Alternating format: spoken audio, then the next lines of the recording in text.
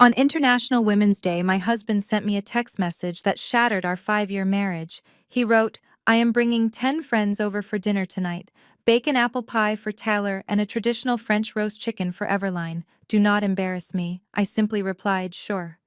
Yet when his affluent guests walked into my home a few hours later, what awaited them under the silver dining cloches caused a total absolute shock.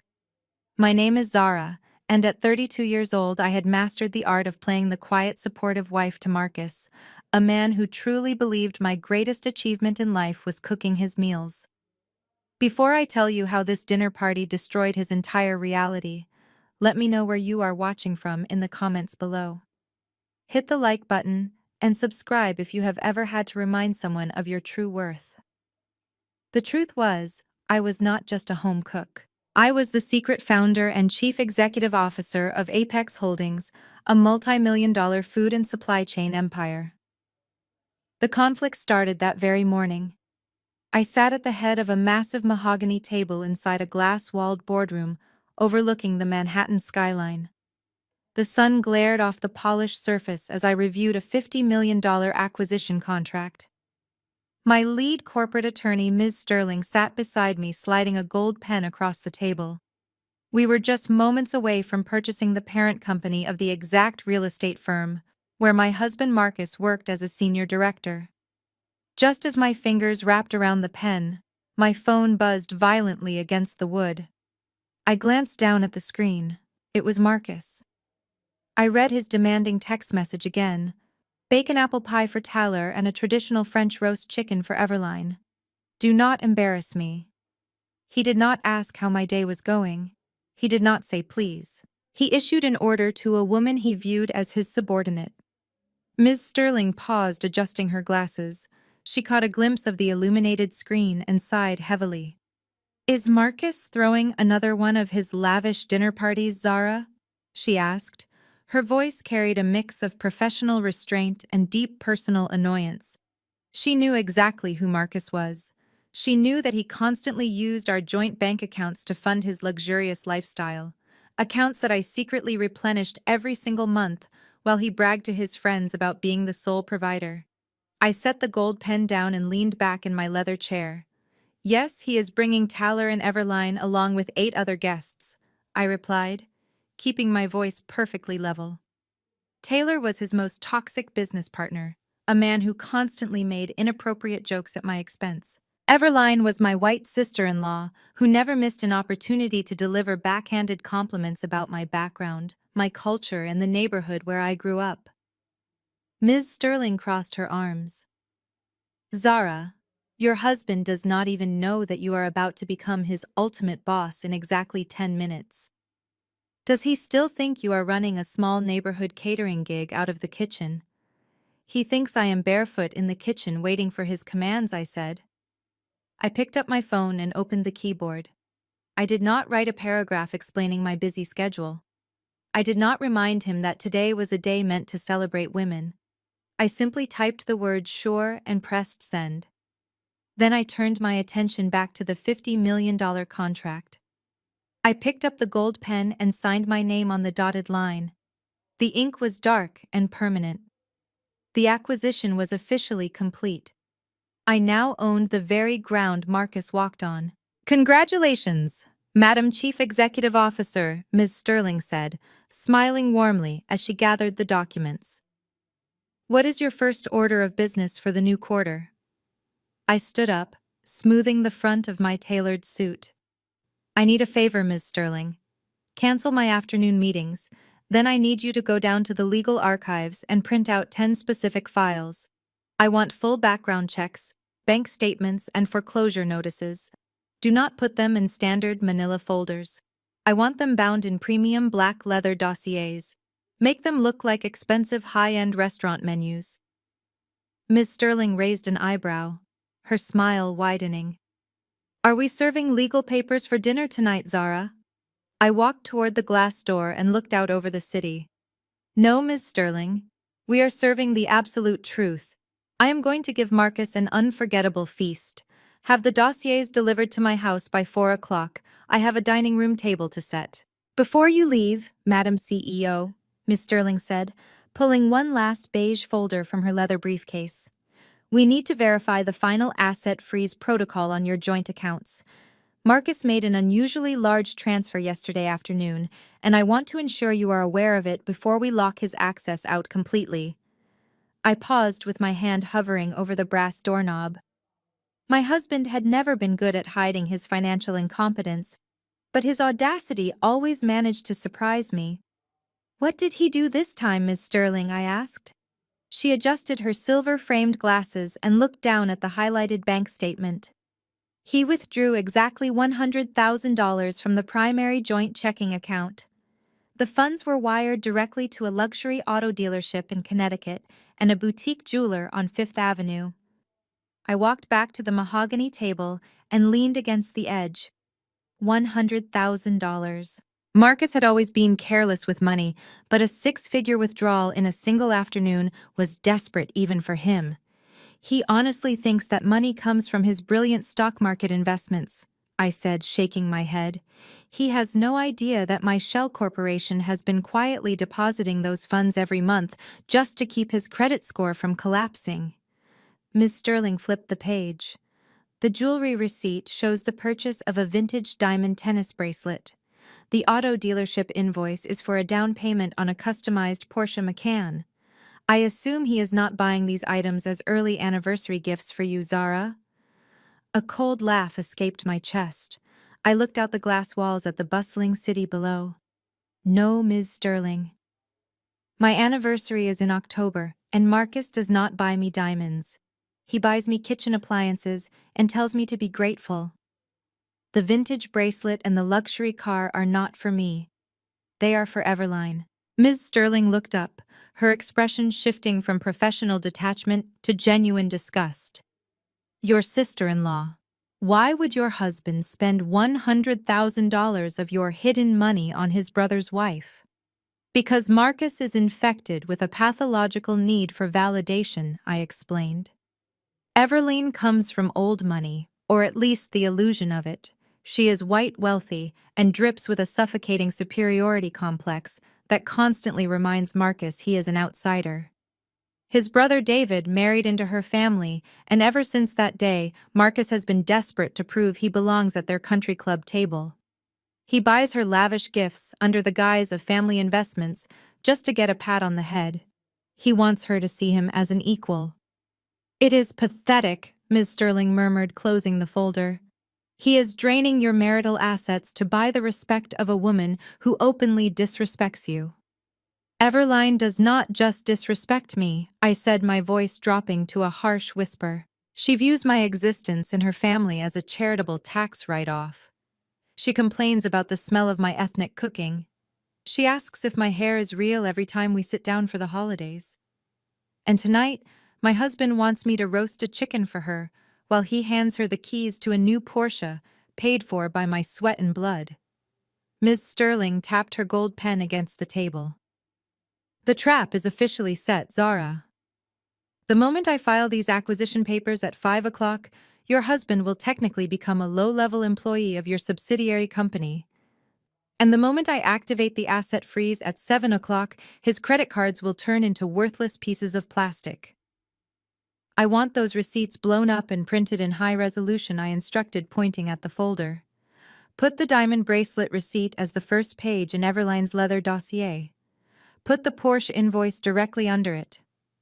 When she opens her dinner plate tonight, I want her to see exactly whose money she has been flaunting." "Consider it done," Miss Sterling replied, packing the documents into her briefcase.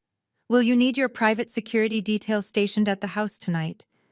"Have 4 men wait in the kitchen," I said. "Marcus has a temper when he feels cornered, and tonight I am taking away every corner he has left. I am stripping him of his job, his stolen money, and his fragile pride in front of the audience he values most." I pulled the boardroom door open. The air of the corporate hallway rushed in. I stepped out and looked back at my attorney one last time. "Make sure the dossiers are bound perfectly, Ms. Sterling. It is going to be a very long, unforgettable dinner." When the iron gates of our property swung open, the brick facade of the house loomed ahead. Marcus loved to tell his friends that he bought this home with his bonuses. He loved to pretend he was the king of a castle he did not actually own. The truth was, my hidden corporate trust held the deed, and I paid the exorbitant property taxes every single quarter. I stepped out of the car and walked through the heavy double doors of the foyer. The smell of cinnamon, baked apples, and roasting herbs hit me immediately. I walked straight into the sprawling gourmet kitchen. A team of private caterers were frantically moving between the double ovens. They had followed Marcus' demands perfectly. A golden apple pie and a French roast chicken rested on the counter. I pulled a thick envelope of cash from my handbag and handed it to the head chef. "Thank you for your hard work." "But the menu has changed," I said. "Take this payment, pack up your knives, and leave the property immediately. Take all the food with you. My husband and his guests will not be eating tonight." The generous amount of cash quickly dissolved any questions. Within 15 minutes, the kitchen was completely empty. The delicious smells of roasted poultry and baked cinnamon faded away, replaced by the cold, sterile scent of granite cleaner and impending consequences. Right on cue, a courier van pulled up to the service entrance. A young man stepped out carrying a locked briefcase. He handed it to me with a respectful nod. "Ms. Sterling sends her regards," he said before disappearing. I carried the briefcase into the formal dining room and placed it at the head of the massive mahogany table. I snapped the locks open. Inside, resting on black velvet lining, were 10 premium leather-bound dossiers.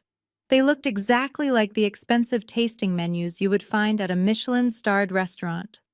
The leather was soft, the edges were perfectly stitched, and each one was embossed with a subtle gold crest. I began to set the table. I moved methodically around. The polished wood placing crisp white linen napkins, heavy crystal water glasses, and solid silver cutlery at each of the 10 seats. But instead of laying down fine china plates, I placed a leather dossier at every setting. I knew exactly where everyone would sit. Marcus always took the head of the table opposite me to play the role of the benevolent patriarch. Taylor always sat to his right, demanding the most attention. I took the dossier containing the wire fraud evidence and the shell company bank statements and placed it precisely at Taylor's seat. Everline always sat near the middle where she could hold court and project her voice over everyone else. I took the dossier containing her husband's bankruptcy records, the Hamptons foreclosure notice, and the purchase deed showing that I now owned her house. I placed it perfectly centered at her seat. Once all 10 dossiers were arranged, I walked over to the antique wooden sideboard and retrieved 10 heavy silver cloches. The polished metal domes were traditionally used in high-end hotels to keep gourmet meals hot before serving. I walked around the table and carefully lowered a silver cloche over each leather dossier. The metal clanged softly against the table's surface, hiding the legal landmines from view. I stepped back and admired my work. The dining room looked absolutely stunning. The crystal chandeliers caught the light reflecting off the silver domes. It looked like the setting for a perfect wealthy family gathering. No one would suspect that underneath those covers lay the absolute ruin of their personal and professional lives. 4 large men in tailored black suits stepped silently into the dining room from the kitchen hallway. My private security team had arrived. I nodded to the lead guard. "Lock the front gate after they enter." I instructed disable the garage sensors. "Nobody leaves this house until I say so."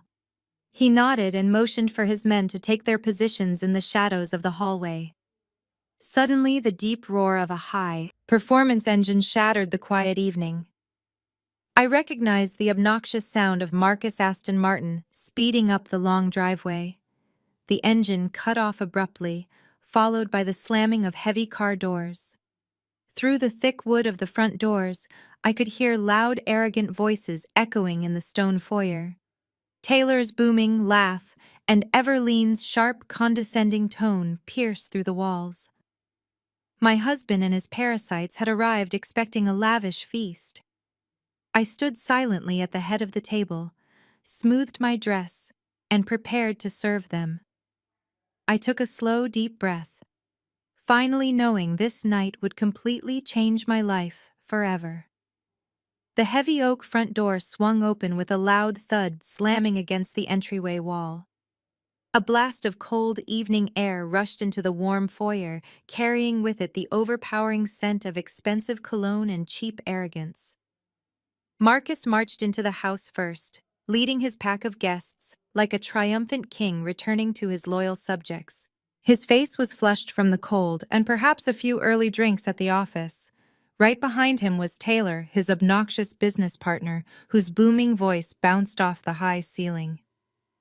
David followed closely behind Taylor, looking small and nervous as always. And then came Everline, draping herself in a heavy fur coat, stepping over the threshold as if she were gracing a peasant village with her royal presence. 6 other guests filed in behind them, laughing loudly at a joke Taylor had just made. They did not take off their shoes. They did not wipe their feet. They simply tracked the city streets directly onto my pristine hardwood floors. Marcus stopped in the middle of the foyer and finally noticed me standing quietly near the archway of the dining room. He did not say hello. He did not ask how my day was. Instead, he shrugged off his heavy wool winter coat, rolled it into a ball, and threw it directly at my chest. The heavy fabric hit me hard, forcing me to take a step back to catch my balance. The metal buttons scraped against my collarbone. It was a calculated move designed to immediately establish his dominance in front of his friends. He wanted them to see that in this house I was not his equal. I was his servant. I clutched the heavy coat in my hands, feeling the cold, damp fabric against my skin. A year ago, this simple act of disrespect would have sent me to the bedroom in tears. Today, it only fueled the burning fire of my impending revenge. Taylor let out a loud, obnoxious chuckle and slapped Marcus on the shoulder. He looked me up and down with a dismissive gaze that made my skin crawl. David refused to make eye contact with me, staring intently at his expensive leather shoes instead. The other guests exchanged amused glances, clearly enjoying the power dynamic Marcus was displaying. They were all complicit in his behavior. They thrived on it. They fed off the energy of belittling someone they deemed beneath them. I stood there holding the coat, absorbing their collective disrespect. I memorized every smirk and every condescending look. Marcus stepped closer to me, his breath smelling strongly of aged scotch. "Where are the appetizers?" he barked, his voice echoing in the sudden silence of the foyer. "Taylor is starving. We have been working hard all day while you were sitting around here doing whatever it is you do. Do not just stand there looking stupid." He gestured aggressively toward the kitchen. "Bring out the food, Zara. We do not have all night to wait for you to figure out how to serve a simple meal. I want the drinks poured, and I want the plates on the table right now." The air in the room grew thick with tension.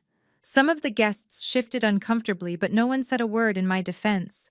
They were all waiting to see how the quiet, obedient wife would react to being publicly humiliated. I did not flinch. I did not let a single trace of anger show on my face. Instead, I slowly folded his coat over my arm and looked directly into his eyes. I let a warm, welcoming smile spread across my face, a smile so perfectly crafted and serene that it actually made Marcus pause for a fraction of a second in pure confusion. "I am so glad you are all finally here," I said, my voice smooth and perfectly polite. "Everything is completely ready for you." I extended my free hand toward the archway of the formal dining room, gesturing for the group to follow me. "Please come this way," I invited them. "The table is set, and your special dinner is waiting under the covers. Take your seats and make yourselves comfortable." Marcus puffed out his chest, clearly satisfied that his public display of authority had worked flawlessly. He led the group toward the dining room, barking at Taylor to grab a good seat. As the guests began to shuffle past me, Everline finally stepped into the light. She paused right next to me, deliberately invading my personal space. She slowly tilted her head back and dramatically sniffed the air, her perfectly manicured eyebrows pulling together in a tight look of profound disgust, fully preparing herself to deliver the very first sharp insult of this unforgettable evening together. The guests filtered into the formal dining room, their eyes immediately drawn to the shimmering silver cloches resting at each place setting. The heavy crystal chandeliers cast a warm glow over the polished mahogany table, but the atmosphere felt anything but inviting. Marcus directed everyone to their designated seats, acting like the grand master of a lavish feast.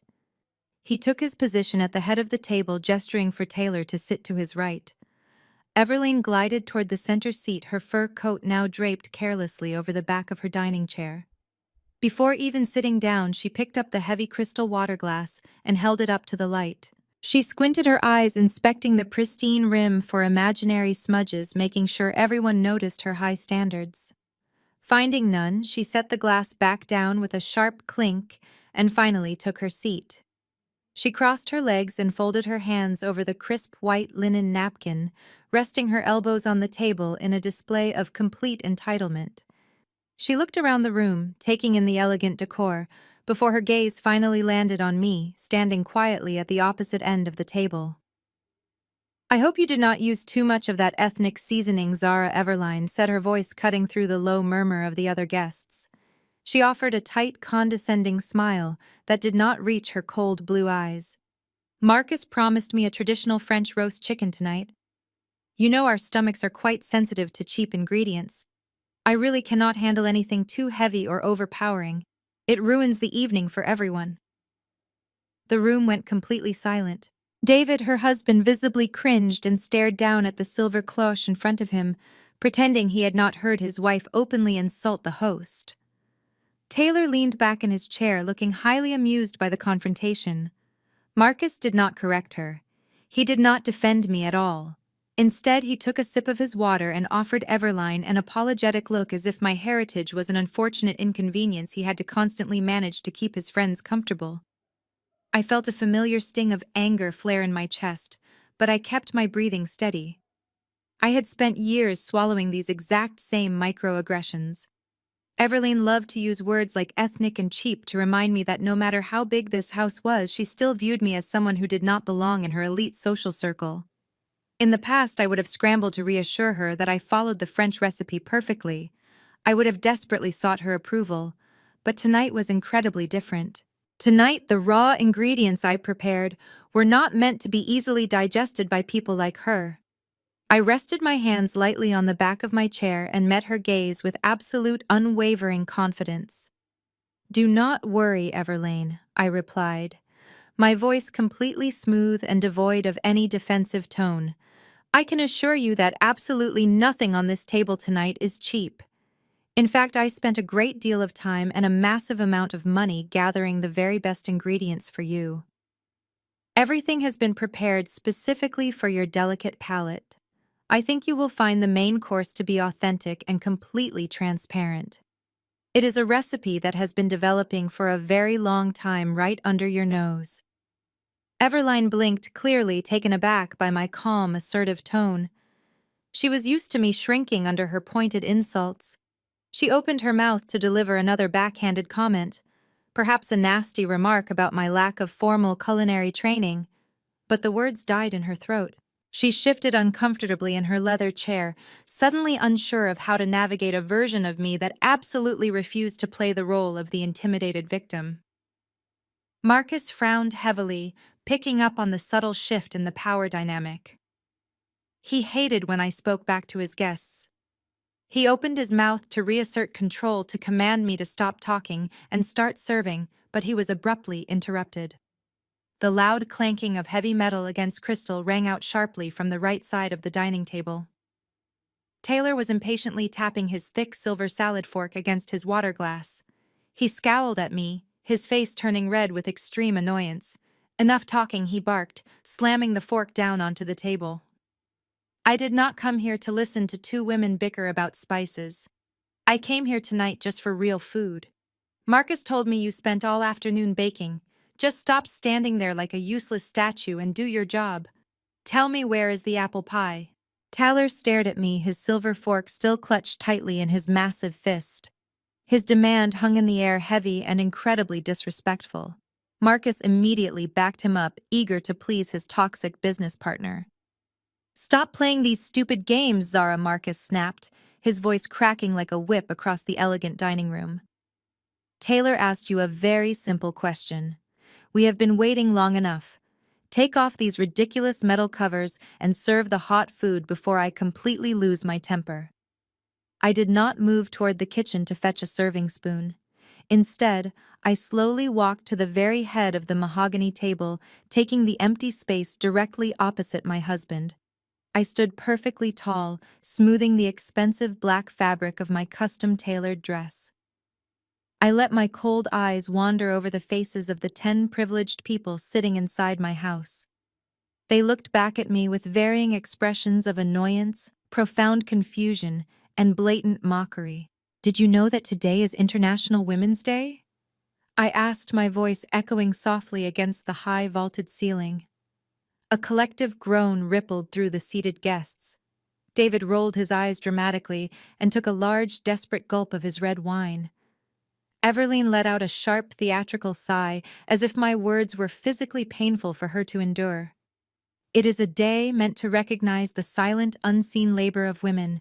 I continued, completely ignoring their rude reactions.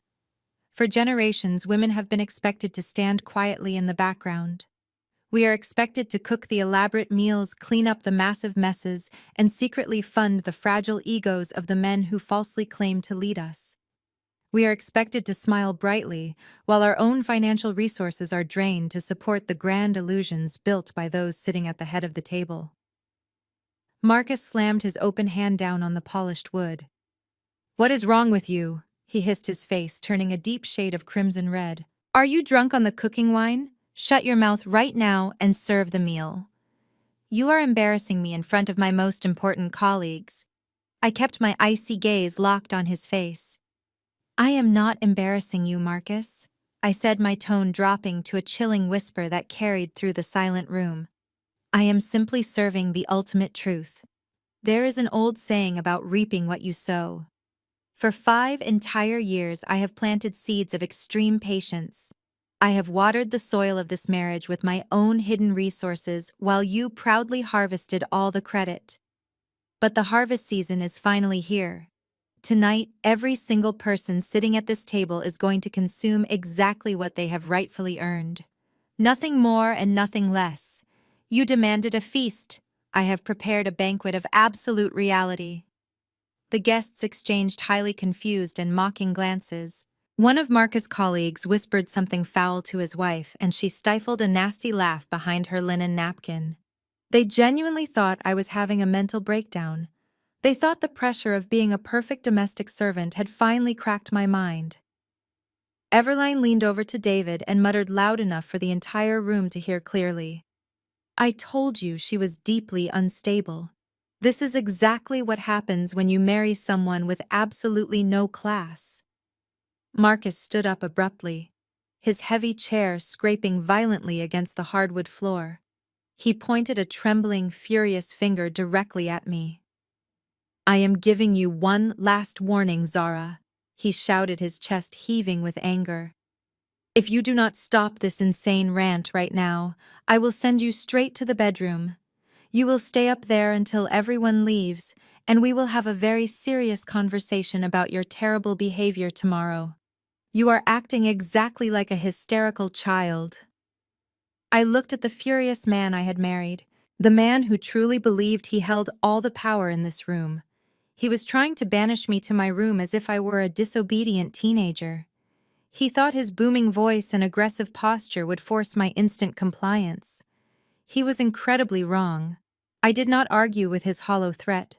I did not raise my voice or defend my sanity to a table full of parasites. I simply broke eye contact with my husband and began to walk slowly down the right side of the long table. The room was dead silent, save for the rhythmic clicking of my heels against the floorboards. I passed David, who stubbornly refused to look up. I passed Everline, who sneered at me in disgust.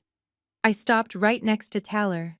He looked up at me, his arrogant smirk faltering slightly as I stepped into his personal space. I slowly reached out and placed my hand firmly on the curved metal handle of the silver cloche, resting directly in front of him. With one swift motion, I lifted the heavy silver cloche. The polished metal dome cleared the table, revealing the thick black leather dossier resting on the white linen tablecloth. There was no warm baked apple pie. There was no sweet cinnamon steam rising into the air to satisfy his demanding appetite. Instead, sitting perfectly centered on top of the embossed leather cover was a bright red plastic flash drive.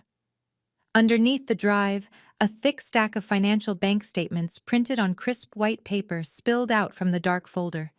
Heavy yellow highlighter ink marked multiple lines of transactions across every single visible page.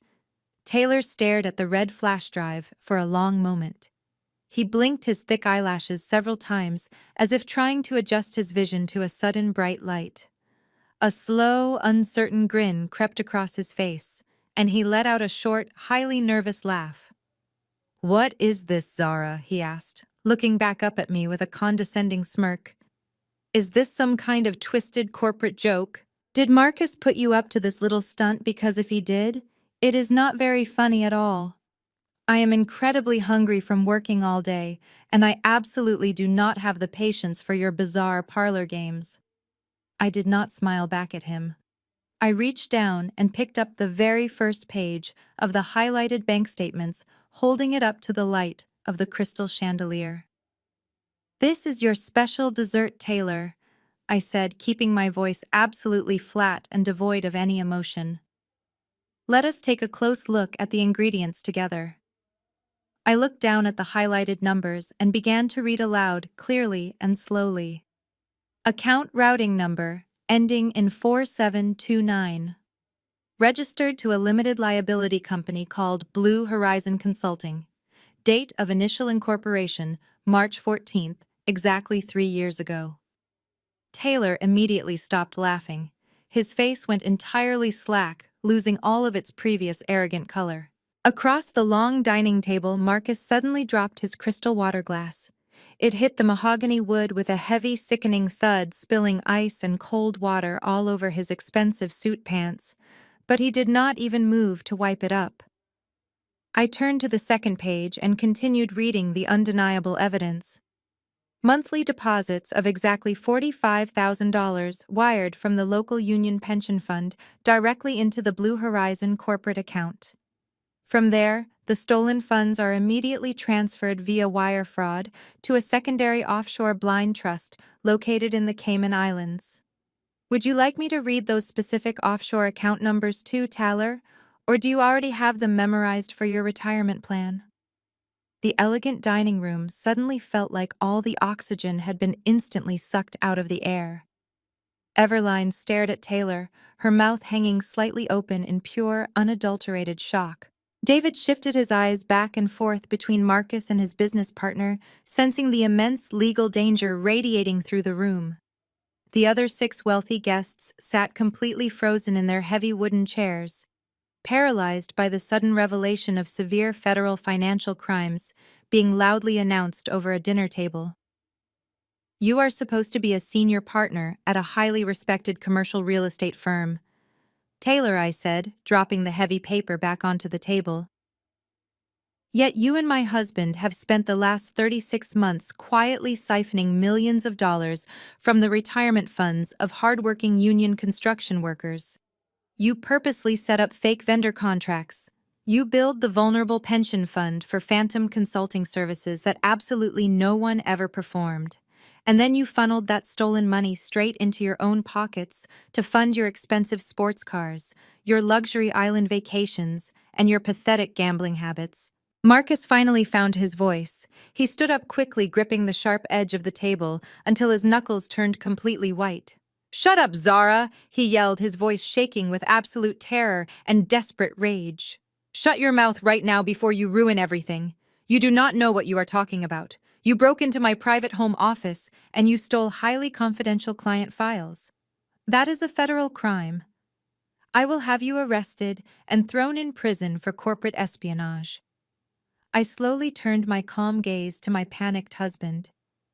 "You cannot arrest the legal owner of your own company, Marcus," I reminded him softly. "And these files are not confidential anymore. They are the exact paper trail of a massive organized embezzlement scheme." Taylor suddenly stood up violently, knocking his heavy dining chair backward onto the hard floor. "You are bluffing," he screamed loudly, pointing directly at my calm face. "I am not bluffing, Taylor," I replied, keeping my hands perfectly still by my sides. My voice was a low, steady hum that easily cut through his frantic screaming. I slowly reached into the deep pocket of my tailored black dress and pulled out a small, sleek, smart home remote control. I held it up so the crystal chandelier light caught the dark polished glass of the device. Everyone at the table watched my hand with wide, terrified eyes, as if I were holding a live grenade. Without breaking eye contact with Taylor, I pressed the center button. Instantly, the expensive surround sound system built directly into the dining room ceiling came to life. A brief crackle of static filled the tense air before a crisp, clear audio recording began to play. The voices echoing off the mahogany walls were unmistakable. It was Marcus and Taylor. Their conversation was recorded just 3 weeks ago inside my husband's private home office.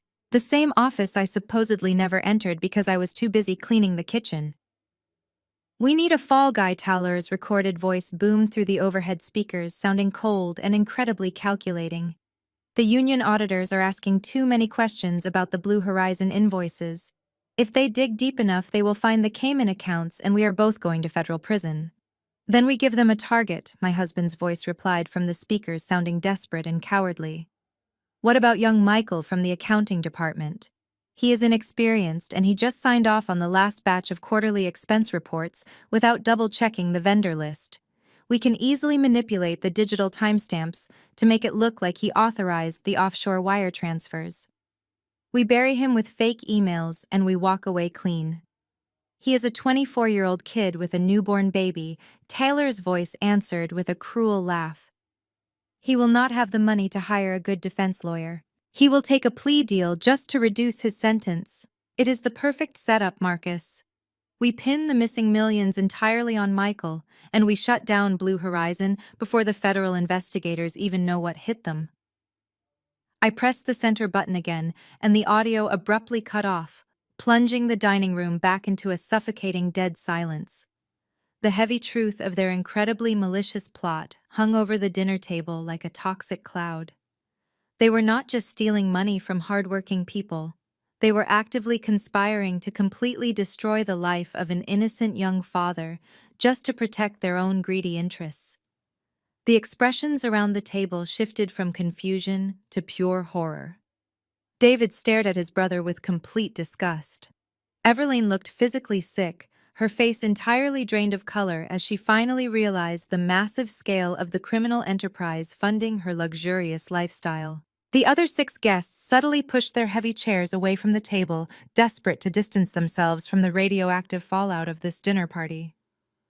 Marcus collapsed back into his chair, looking exactly like a dead man. His breathing was shallow and erratic. He opened his mouth to formulate a lie, but no words came out. His entire fake empire had just crumbled into dust right before his eyes. Taylor, however, did not freeze. Survival instincts kicked in, replacing his arrogant posture with the frantic movements of a trapped animal. He spun around and lunged toward the foyer, desperately grabbing for the heavy wool coat he had thrown over a chair earlier. "I am leaving!"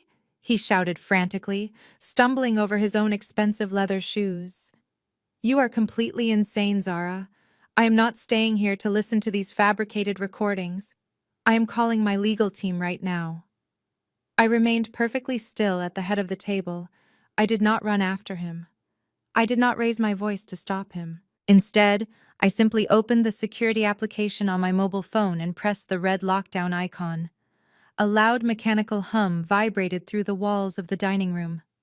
Heavy, reinforced steel security shutters automatically rolled down over the large custom windows, sealing the room in a metal fortress. The electronic deadbolts on the heavy oak front doors snapped shut with a resounding and final click. Taylor yanked violently on the heavy brass door handle, but it refused to budge. He spun around his chest, heaving with absolute panic as the grim reality of his situation finally set in. "You cannot leave, Taylor," I announced, my voice echoing coldly in the securely sealed room. I forwarded that audio file and the complete bank statements to the Federal Bureau of Investigation exactly 20 minutes ago. The armed agents are on their way. The armed agents are on their way. The moment those words left my mouth, chaos erupted at Tyler's end of the table. Tyler began pacing frantically in the limited space like a trapped animal. He was muttering rapidly about calling his defense lawyers, about destroying his hard drives, and about how he was not going to spend his life rotting inside a federal prison. The other guests were panicked. Some frantically dialed their mobile phones trying to get a cellular signal through the reinforced steel security shutters. Others loudly demanded that I open the front doors immediately, threatening to sue me for false imprisonment. Marcus remained unnervingly quiet for a brief, terrifying moment, staring blankly at the red flash drive. Then his shocked silence broke.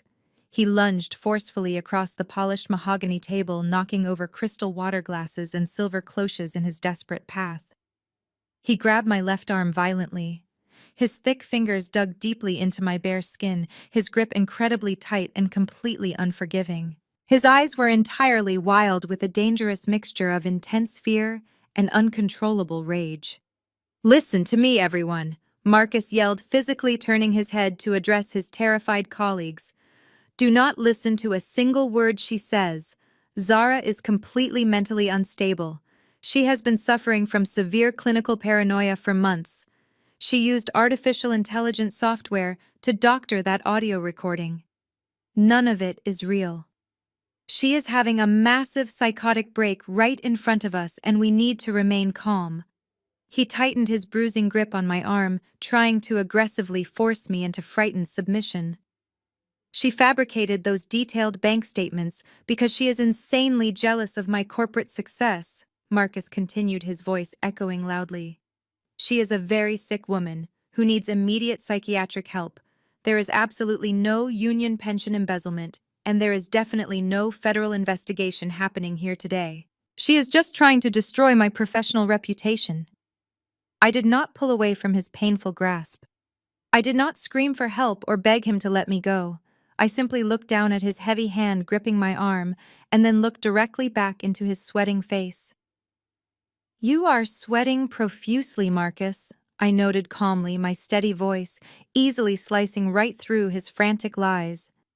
"Innocent men do not sweat like pigs when falsely accused of doctoring audio files. And truly innocent men do not physically assault their wives in front of corporate witnesses." Before Marcus could utter another desperate lie, the heavy wooden door leading to the kitchen swung open. 4 very large men dressed in immaculate tailored black suits stepped silently into the elegant dining room. They moved with absolute tactical precision and undeniable physical authority. These were not cheap hired caterers or random security guards. They were highly trained professional operatives, waiting patiently for my silent command. The lead guard, a tall man with a cold, stern face, closed the distance between Marcus and me in 3 quick strides. He did not say a warning word. He simply reached out and clamped his massive hand directly onto Marcus' right shoulder. The physical force of the grip caused Marcus to instantly release my bruised arm. He stumbled backward, his eyes darting wildly in pure terror between the 4 imposing men. "Sit down," the lead guard commanded, his voice devoid of any human emotion. He pushed Marcus firmly in the chest, forcing him to stumble backward until the back of his knees hit his heavy dining chair. Marcus collapsed heavily into the leather seat, his chest heaving rapidly, his previous aggressive bravado completely evaporating under the physical threat of the security detail. The entire dining room went dead silent once again. The wealthy guests stared in absolute frozen shock at the 4 strong men standing like giant stone statues around my defeated husband. The severe reality of the extremely terrifying situation was finally sinking deep into their minds. This was definitely not a simple domestic dispute. This was a carefully executed trap, and I was the only person holding all the keys to their freedom. The heavy, suffocating silence was suddenly shattered by a loud, high-pitched screech coming from the center of the table.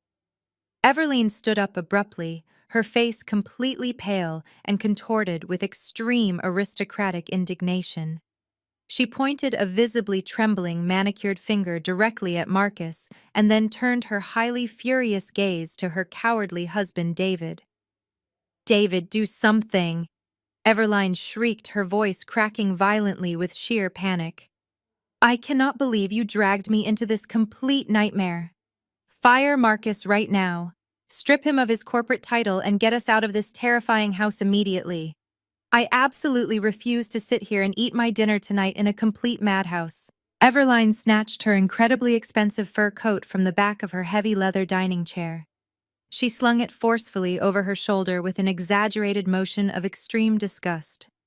She glared at me, her pale blue eyes practically vibrating with unchecked rage and deeply ingrained racial entitlement. "Open these steel security shutters right this second, Zara," she commanded, her voice echoing sharply against the polished mahogany walls. "You have absolutely no legal right to hold me hostage inside your tacky little suburban home. I come from a wealthy family that practically helped build this entire city from the ground up. My grandfather founded the exclusive country club where your pathetic criminal husband constantly begs to play golf every single weekend.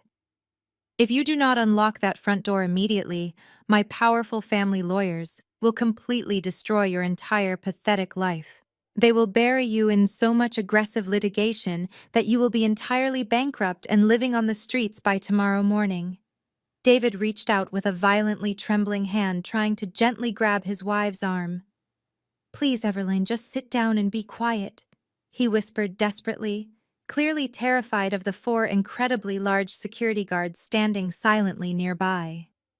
"We do not want to make things any worse than they already are right now."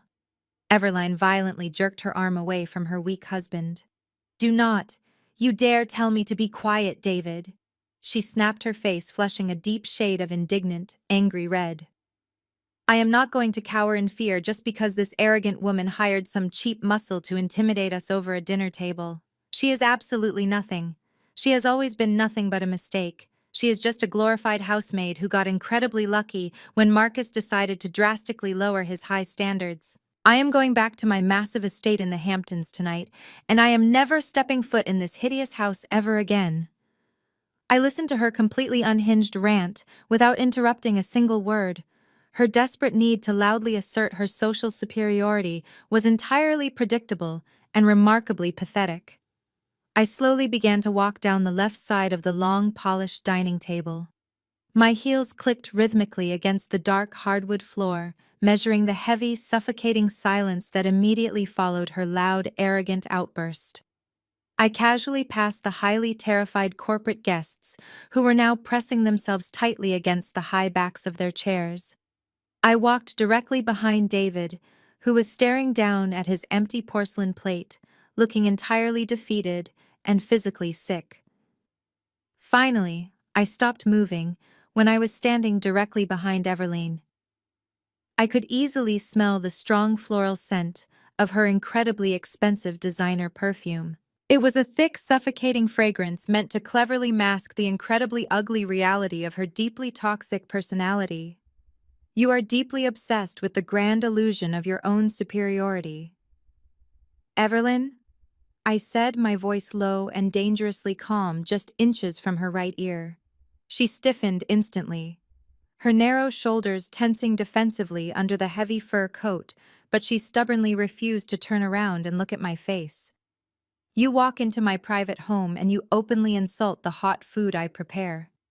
You make nasty, underhanded comments about my rich cultural heritage, and you constantly treat my very existence as a personal insult to your pristine high society pedigree.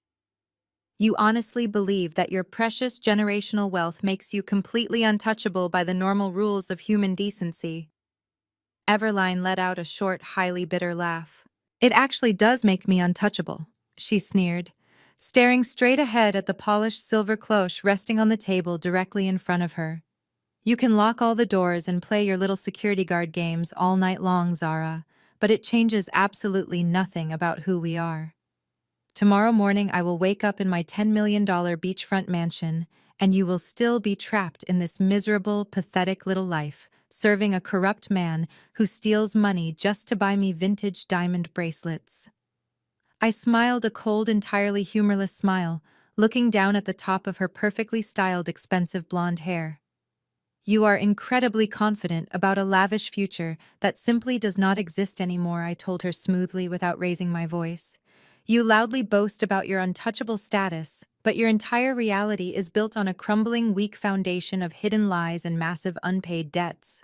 You absolutely love to flaunt your generational wealth, but you never even bother to check if the family bank accounts are actually full. Everline finally turned her head to look up at me. What are you talking about? She whispered. I slowly lifted the silver cloche up. I slowly lifted the silver cloche up. The polished metal dome moved away to reveal a sleek black leather dossier just like the one sitting in front of Tyler. But the papers resting on top of Everline's dossier were entirely different. There was a thick stack of legal documents printed on heavy formal paper, secured with a stark red legal seal. At the very top of the stack was a highly official document bearing the bold, heavily capitalized heading of the state Supreme Court. Right below that intimidating header, printed in large, unmistakable black ink, were the words, Notice of Default and Final Foreclosure. Underneath that terrifying notice lay the original property deed to her precious $10 million beachfront mansion. Everlane stared down at the documents. Her perfectly manicured hands hovered awkwardly in the air. Her initial expression of aristocratic rage slowly morphed into one of profound, genuine confusion. She blinked several times, leaning slightly closer to the table as if her expensive contact lenses were suddenly failing her. "What is this garbage?" she demanded, her voice losing some of its sharp edge. "Why do you have a fake copy of the deed to my house, Zara? This is completely absurd. You think printing out some fake internet documents is going to scare me tonight?" I reached out and gently tapped my index finger directly on the red legal seal. "These documents are absolutely real, Everline," I said, my voice remaining perfectly calm and level. "That seal is straight from the county clerk office. I highly suggest you read the second page, the one detailing the massive unpayable liens placed against your pristine property. You see, Everline, you love to brag about your flawless life and your generational wealth, but you have been living completely in the dark for a very long time. While you were busy taking expensive shopping trips to Paris and hosting lavish charity galas, your husband was incredibly busy losing every single penny you thought you possessed." Everlane scoffed loudly, waving her hand dismissively. "David is a highly successful investment banker," she countered, though a slight tremor of uncertainty now laced her words. "He manages millions of dollars for top clients. He would never let anything happen to our family estate." I slowly walked around the back of her chair and stood next to David. David had not moved a single muscle since the silver cloche was lifted. He was staring straight ahead at the mahogany wood, looking like a man who was about to face a brutal firing squad. "Your husband has not been a successful investment banker for over 2 years, Everline," I announced loudly enough for every terrified guest in the room to hear clearly. "He was quietly let go from his prestigious firm 24 months ago, after they discovered his severe offshore gambling addiction. Did he forget to mention that minor detail to you? Did he forget to tell you about the massive amounts of money he lost playing high-stakes baccarat on illegal online servers located in Macau and the Bahamas?" The color completely drained from Everline's face. She looked at the heavy stack of legal papers again, her eyes desperately scanning the dense paragraphs of financial ruin. "He completely drained your joint savings accounts within the first 6 months." I continued, relentlessly delivering the hard, absolute facts. "When that money was finally gone, he secretly mortgaged your beautiful Hamptons estate to the absolute maximum legal limit. He took out massive, high-interest loans from extremely shady private lenders just to cover his mounting gambling debts. He desperately chased his massive losses, convinced he could win it all back before you ever noticed the missing funds. But the house always wins, Everline, and David lost absolutely everything. Your entire lavish lifestyle has been completely funded by toxic, unpayable debt for the past 2 years." Everline sat frozen in her expensive leather chair. Her mouth opened and closed, but absolutely no sound came out. The grand illusion of her superior high society life was rapidly shattering into a million sharp pieces right in front of her eyes. The designer dress she was wearing, the luxury sports car parked in my driveway, the massive beachfront estate she constantly bragged about, they were all completely gone. They belonged entirely to the banks and the aggressive private creditors now. "You are lying," she finally whispered, her voice incredibly frail and completely devoid of its former arrogance. "David would never do that to me. We are wealthy. We are completely untouchable." I did not argue with her desperate, pathetic denial. I simply took a step back and gestured toward the silent man sitting beside her. "If you truly believe I am lying, Everline, I strongly suggest you ask him yourself," I said smoothly. "Ask the man who blatantly forged your signature on the second mortgage application." Everline slowly turned her head. The heavy fur coat slipped slightly off her tense, trembling shoulders. She looked down at David. He was sweating profusely, heavy drops of moisture beading on his pale forehead and rolling quickly down his neck. His hands were gripping the sharp edge of the dining table so tightly his knuckles were completely white. He was staring intensely at his empty porcelain dinner plate, absolutely refusing to make eye contact with his devastated wife. He was staring intensely at his empty porcelain dinner plate, absolutely refusing to make eye contact with his devastated wife. Everline let out a sudden sharp sound that was half gasp and half scream. She brought her manicured hands down incredibly hard on the heavy mahogany dining table, causing the crystal water glasses to violently rattle against the polished wood. "Look at me, David!" she shrieked, her voice completely losing its carefully cultivated, polished, aristocratic edge. "Tell me she is lying to me right now. Tell me you did not gamble away our entire financial future on stupid internet card games and shady offshore bets." David simply squeezed his eyes shut, refusing to look up. A single heavy drop of sweat rolled off the tip of his nose and landed directly on the crisp white linen napkin resting on his lap. His shoulders slumped forward in absolute defeat. He could not say a single word in his own defense, because every single word printed in that black leather dossier was the absolute terrifying truth. When David refused to answer, Everline suddenly snapped her head back toward me. Her eyes were completely bloodshot, and her chest heaved wildly under her incredibly expensive designer dress. "So what?" she screamed, pointing a violently shaking finger directly at my face. "So what if things got a little tight financially for a few months? You think this stupid piece of paper actually means anything in the real world, Zara? We are the Millers. My wealthy family has been banking with the exact same elite financial institutions for over 3 straight generations. My grandfather plays golf with the president of the bank every single Sunday morning. All David has to do is pick up the phone, make one simple phone call, and they will easily give us a 6-month extension. They will instantly restructure the entire loan just like they always do for people in our exclusive social tax bracket.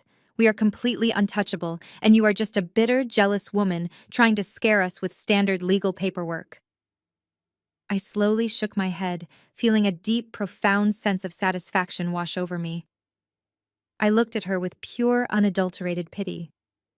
"You really do not understand how the modern financial world actually works. Do you, Everline?"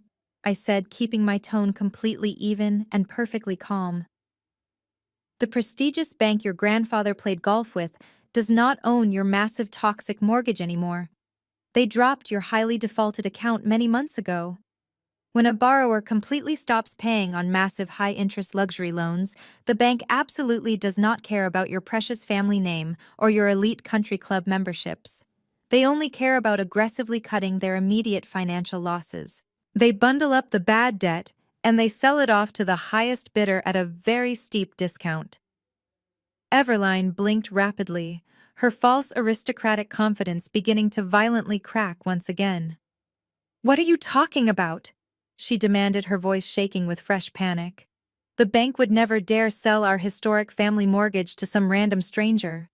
"They did not sell it to a stranger, Everline," I corrected her, stepping slightly closer to her chair. "They sold it to a highly aggressive private debt collection firm. a massive firm that absolutely specializes in quietly acquiring distressed luxury real estate portfolios across the entire East Coast. I strongly suggest you look closely at the second page of that official foreclosure notice. Look right at the bottom where the new legal owner of your massive debt is officially listed in black ink. Everline frantically snatched the heavy paper from the leather dossier. Her trembling fingers traced down the dense legal text until she reached the bold black ink at the very bottom of the page. She read the words out loud, her voice barely above a raspy, terrified whisper. Apex Holdings Limited Liability Company. She looked up at me, her face completely blank. "Who is Apex Holdings?" she asked, sounding entirely defeated. "Is that one of Taylor's shady shell companies? Did my corrupt husband sell our massive beachfront estate to his own criminal brother?" Marcus, who was still sitting frozen in his chair under the watchful eyes of my massive security guards, suddenly let out a strangled gasp. He recognized the corporate name immediately. It was the exact same parent company he had been desperately trying to secure a major commercial real estate deal with all year long. "No, Everline," I said, my voice ringing with absolute chilling finality. "Marcus and David have absolutely nothing to do with Apex Holdings. They do not have the capital, the intelligence, or the power to run a massive corporate entity like that." I slowly reached into the deep pocket of my tailored black dress. My fingers wrapped tightly around cold, heavy metal. I pulled my hand out and held it directly over Everline's empty porcelain dinner plate. I opened my hand and dropped a heavy set of shiny brass keys. They hit the expensive china with a loud, sharp clatter that echoed violently through the dead, silent dining room. "I am Apex Holdings," I announced, looking directly into her terrified, widening eyes. "I bought your massive debt last week and the foreclosure was finalized this morning. I own your house, Everline." I watched her process the sheer magnitude of her absolute ruin. "For 2 entire years you paraded around this city acting like absolute royalty." I continued, my voice slicing through the heavy, suffocating silence of the room. "You constantly looked down your perfectly sculpted nose at my clothes, my house, and my rich cultural heritage. But let us talk about your clothes, Everline. That authentic vintage Chanel flat bag you brought to Thanksgiving dinner last year, the one you made a massive point to loudly tell everyone cost $12,000. David bought that exact bag using a high-interest credit card that my holding company quietly paid off just so your account would not go into total default. That custom white Porsche Macan you drove here tonight, the one parked in my driveway leaking oil on my expensive paving stones. Marcus used my hard-earned corporate dividends to secretly cover the massive down payment just to impress you. Every single luxury ski vacation to Aspen, every single sip of expensive vintage champagne you consumed at your elite country club, every single pair of designer red-bottom heels you wore to walk all over me, they were all entirely funded by my money. I have been secretly subsidizing your arrogant, pathetic existence for 24 straight months." The harsh reality of her utter financial dependence finally broke her completely. Everline suffered a total, terrifying narcissistic collapse right there at the elegant dining table. The pristine mask of her wealthy white privilege violently shattered, leaving behind absolutely nothing but raw, ugly desperation.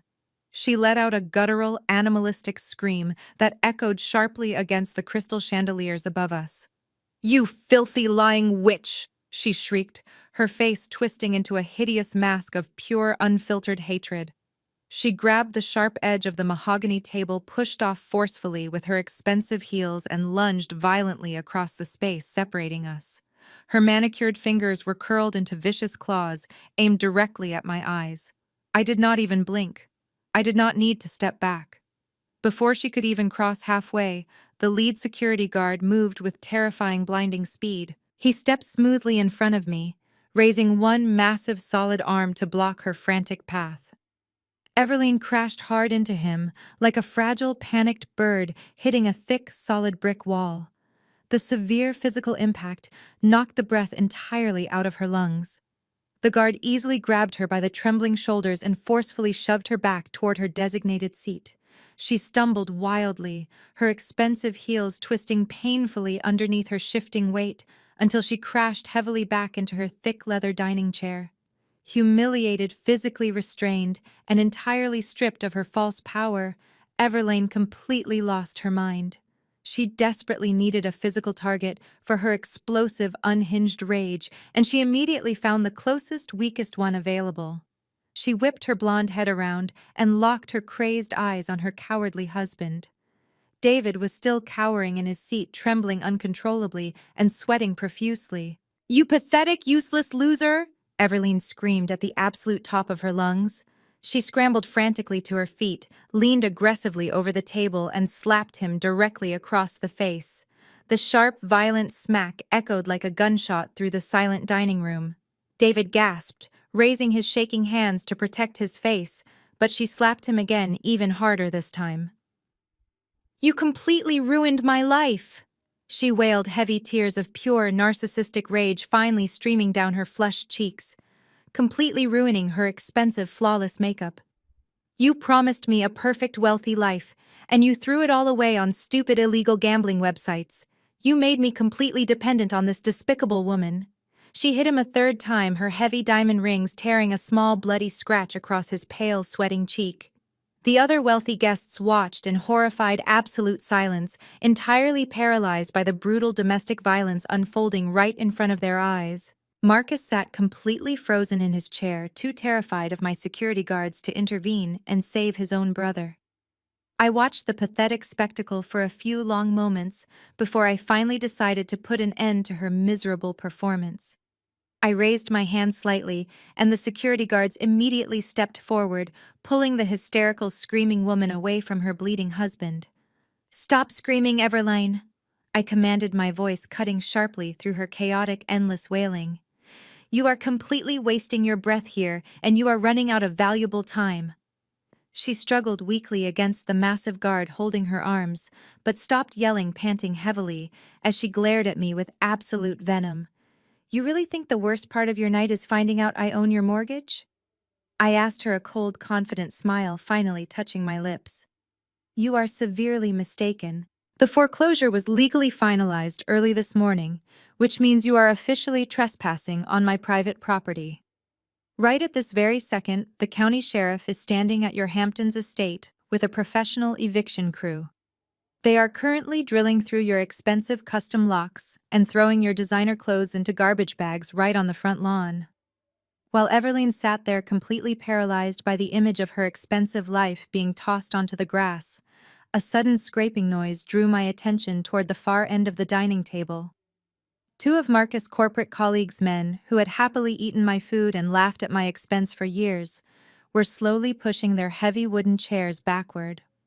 They were trying to use Everline's dramatic breakdown as a convenient distraction to quietly slip away into the shadows of the hallway. "I am afraid the evening is not quite over yet, gentlemen," I announced, my voice instantly freezing them in their tracks. "Where do you think you are going tonight? The steel shutters are tightly down and the front doors are completely locked. Please sit back down right now. You have not even touched your special meals." The first man, Richard, swallowed hard. He was sitting next to his elegant wife.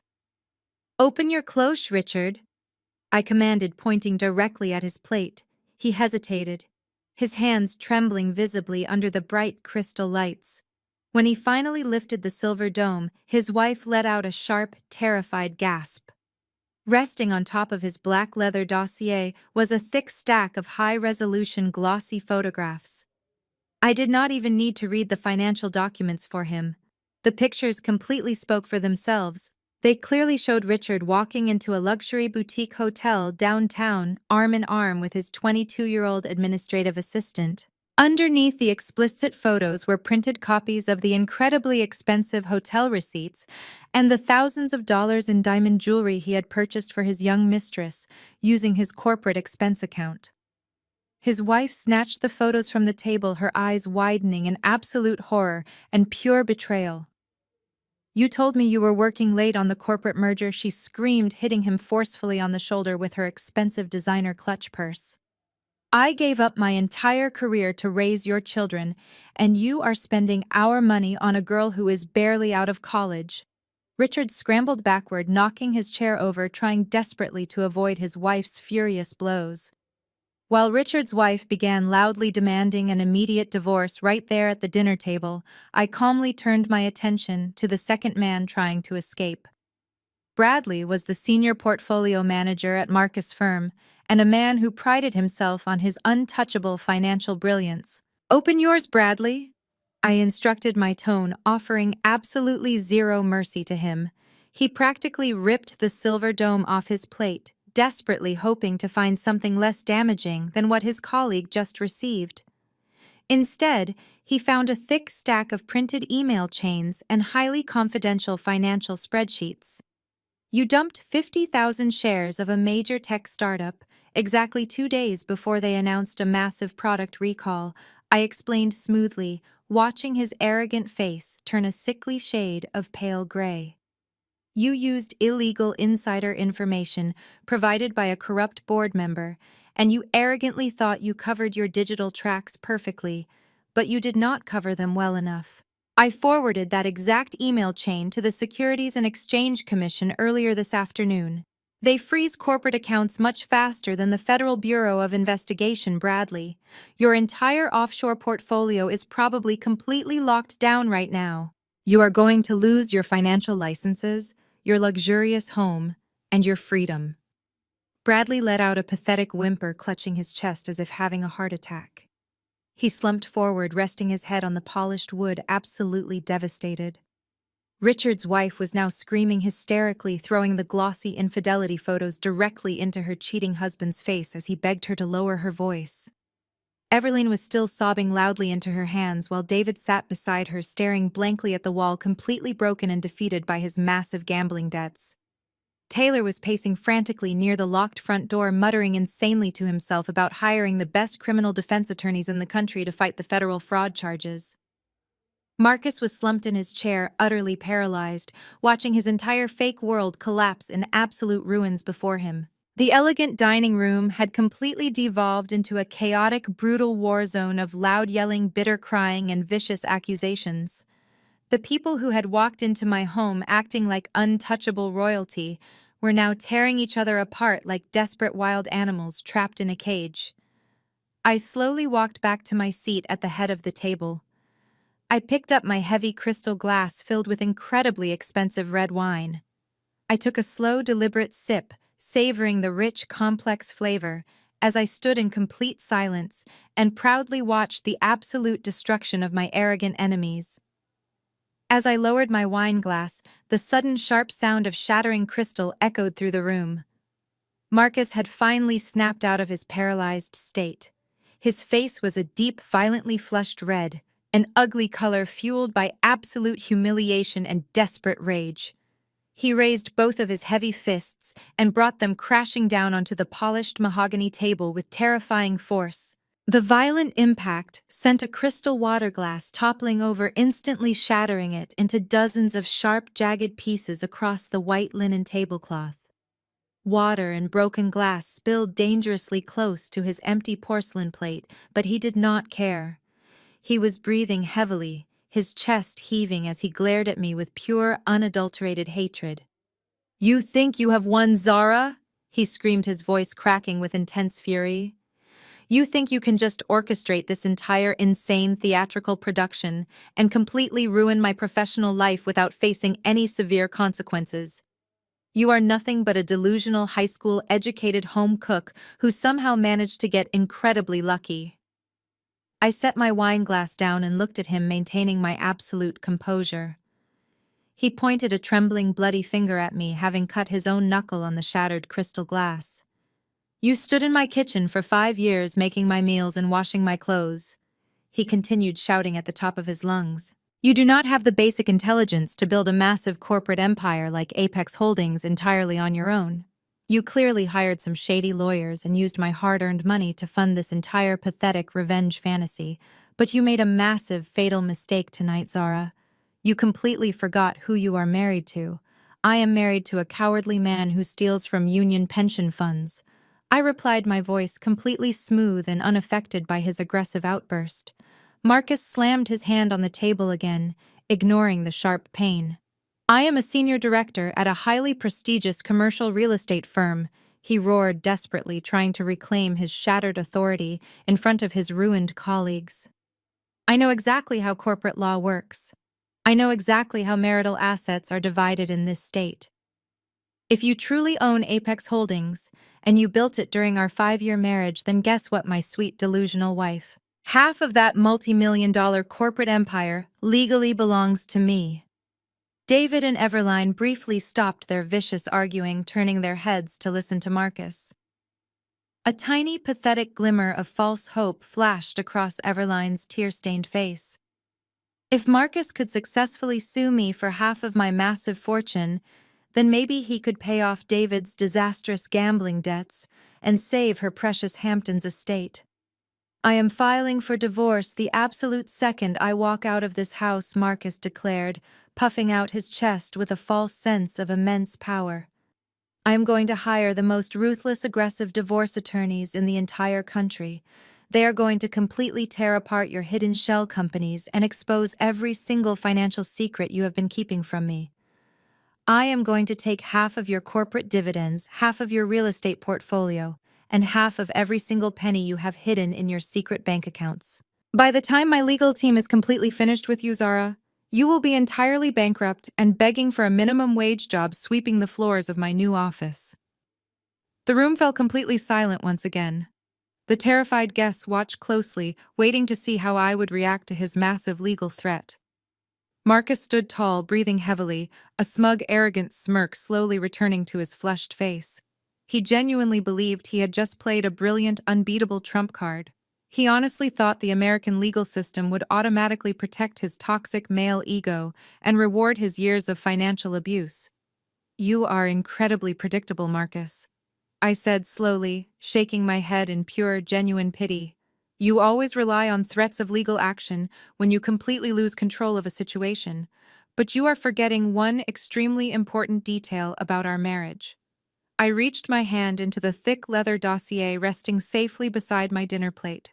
My fingers bypassed the bank statements and the corporate acquisition documents.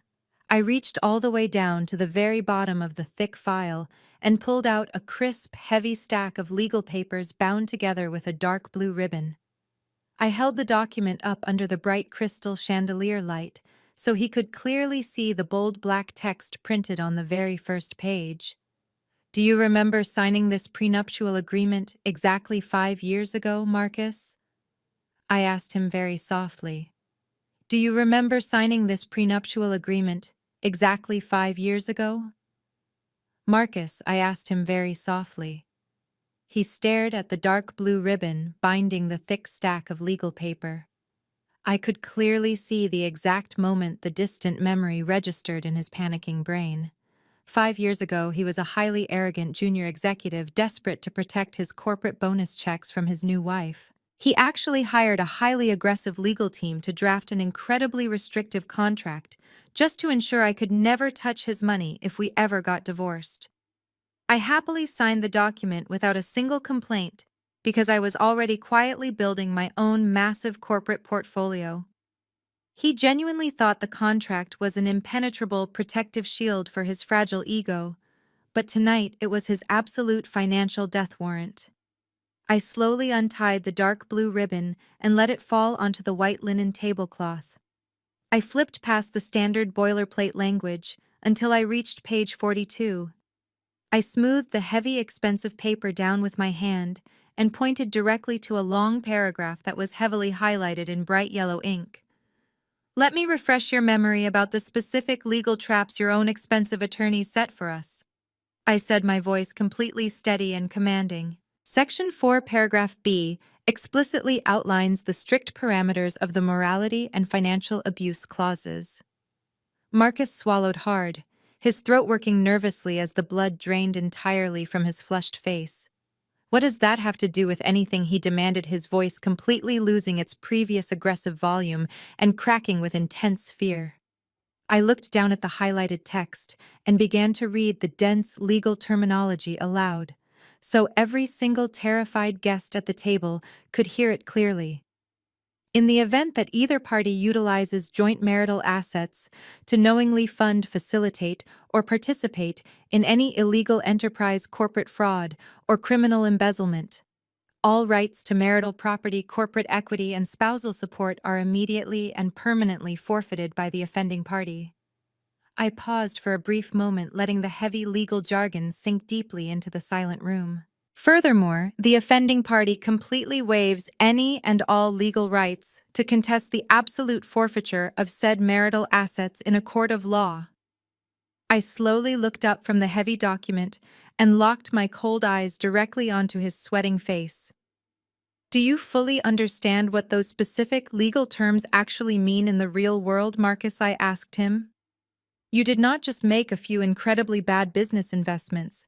You actively commingled our marital assets with a massive federal criminal enterprise.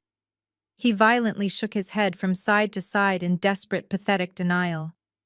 I never used our personal money for business, he shouted frantically, slamming his hand against his thigh. Blue Horizon was completely separate from our accounts.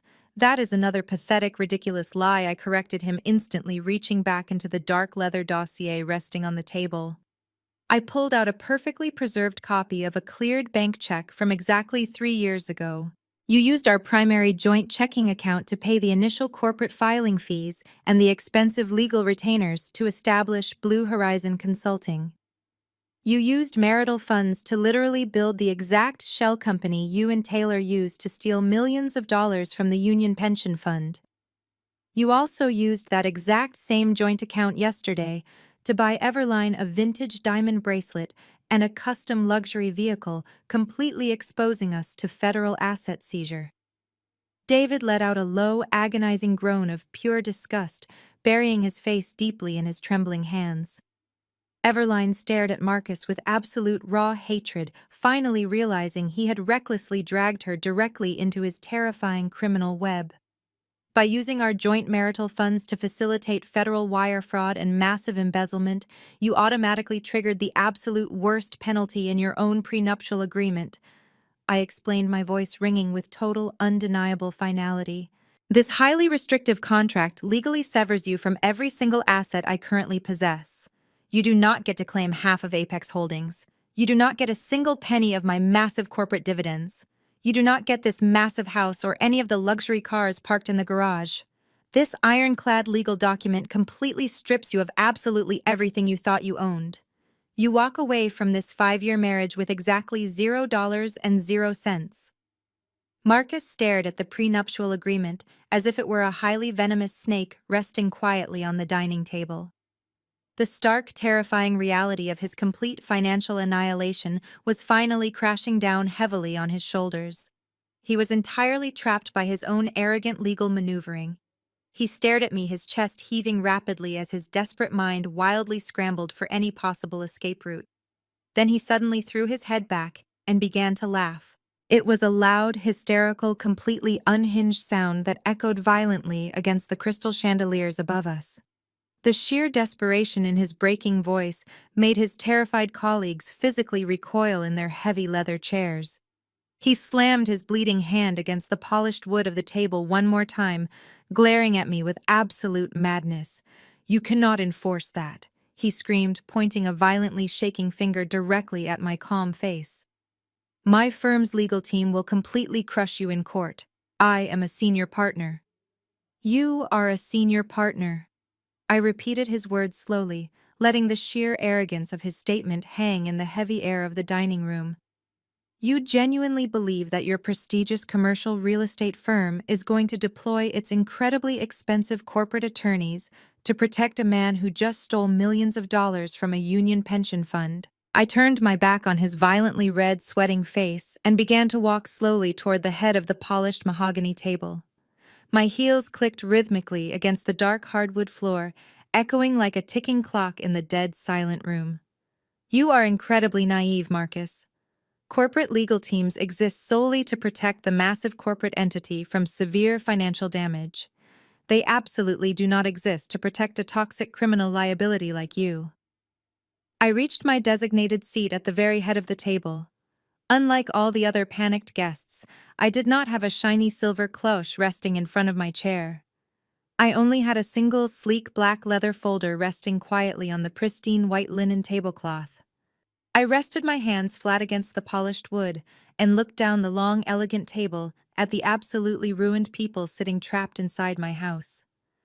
Everline was still quietly sobbing into her hands, completely shattered by her sudden massive poverty. David was staring blankly at the floor, accepting his brutal fate.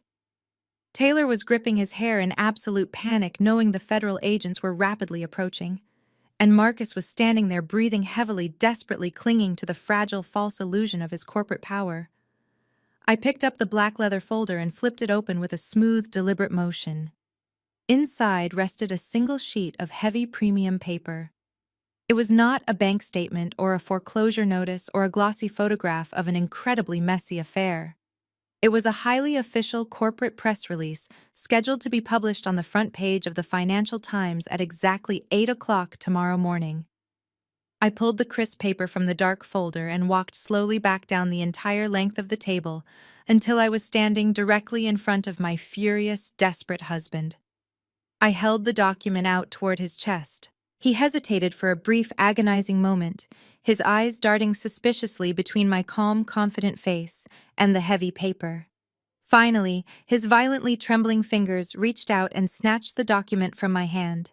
Read the bold headline, "Marcus," I instructed, keeping my voice entirely even and completely devoid of any human emotion.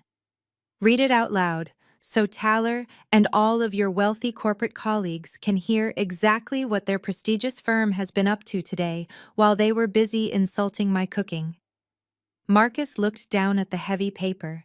His eyes rapidly scanned the large, bold black letters printed across the very top of the page.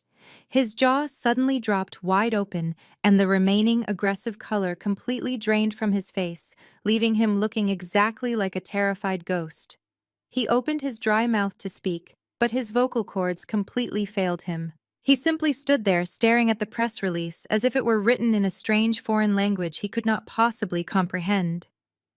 "Since you seem to have suddenly lost your ability to speak, I will gladly read the exciting news for you," I announced, turning my head slightly to address the entire silent dining room.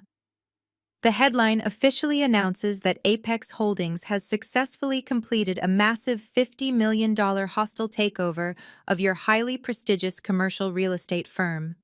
The final acquisition contracts were officially signed inside my massive glass-walled boardroom at exactly 10 o'clock this morning.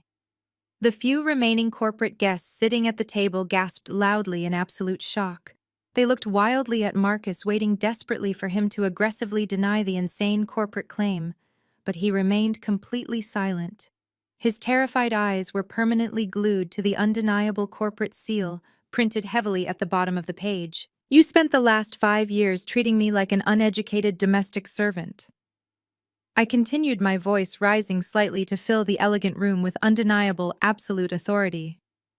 "You forced me to bake apple pies and roast chickens for your toxic friends while you openly mocked my intelligence and my rich cultural background. You truly believed that your fancy corporate title made you an untouchable king in this house. But while you were busy playing golf and stealing union money to buy Everline expensive sports cars, I was quietly building a massive financial empire entirely from scratch. I poured my extreme dedication and my relentless, fierce focus into creating a powerhouse holding company that absolutely dominates the commercial real estate market. You drastically underestimated exactly what a determined Black woman can achieve when she operates in total silence and absolute brilliance." Marcus slowly lowered the heavy legal paper. His hands were shaking so violently he could barely hold on to the single sheet. "You bought my company," he whispered, his voice sounding incredibly small and entirely broken. "I did not just buy your company, Marcus," I corrected him, stepping incredibly close to his terrified, pale face. "I bought the massive parent company that owns your firm and every single lucrative subsidiary attached to it. I am the new permanent majority shareholder of your entire corporate existence. I am the sole powerful person who dictates the financial future of your highly prestigious firm. And as of this very morning, I am officially your ultimate boss. And as of this very morning, I am officially your ultimate boss." Marcus staggered backward slightly, as if the heavy, confident words had physically struck him forcefully in the chest. His terrified eyes darted wildly around the silent, elegant dining room, searching desperately for someone to tell him this was all just a terrible nightmare. But Tyler was looking away in panic. David was still completely broken, and Everline was silently weeping into her hands. He was entirely alone. I did not give him a single second to recover his shattered breath or attempt to formulate another pathetic lie.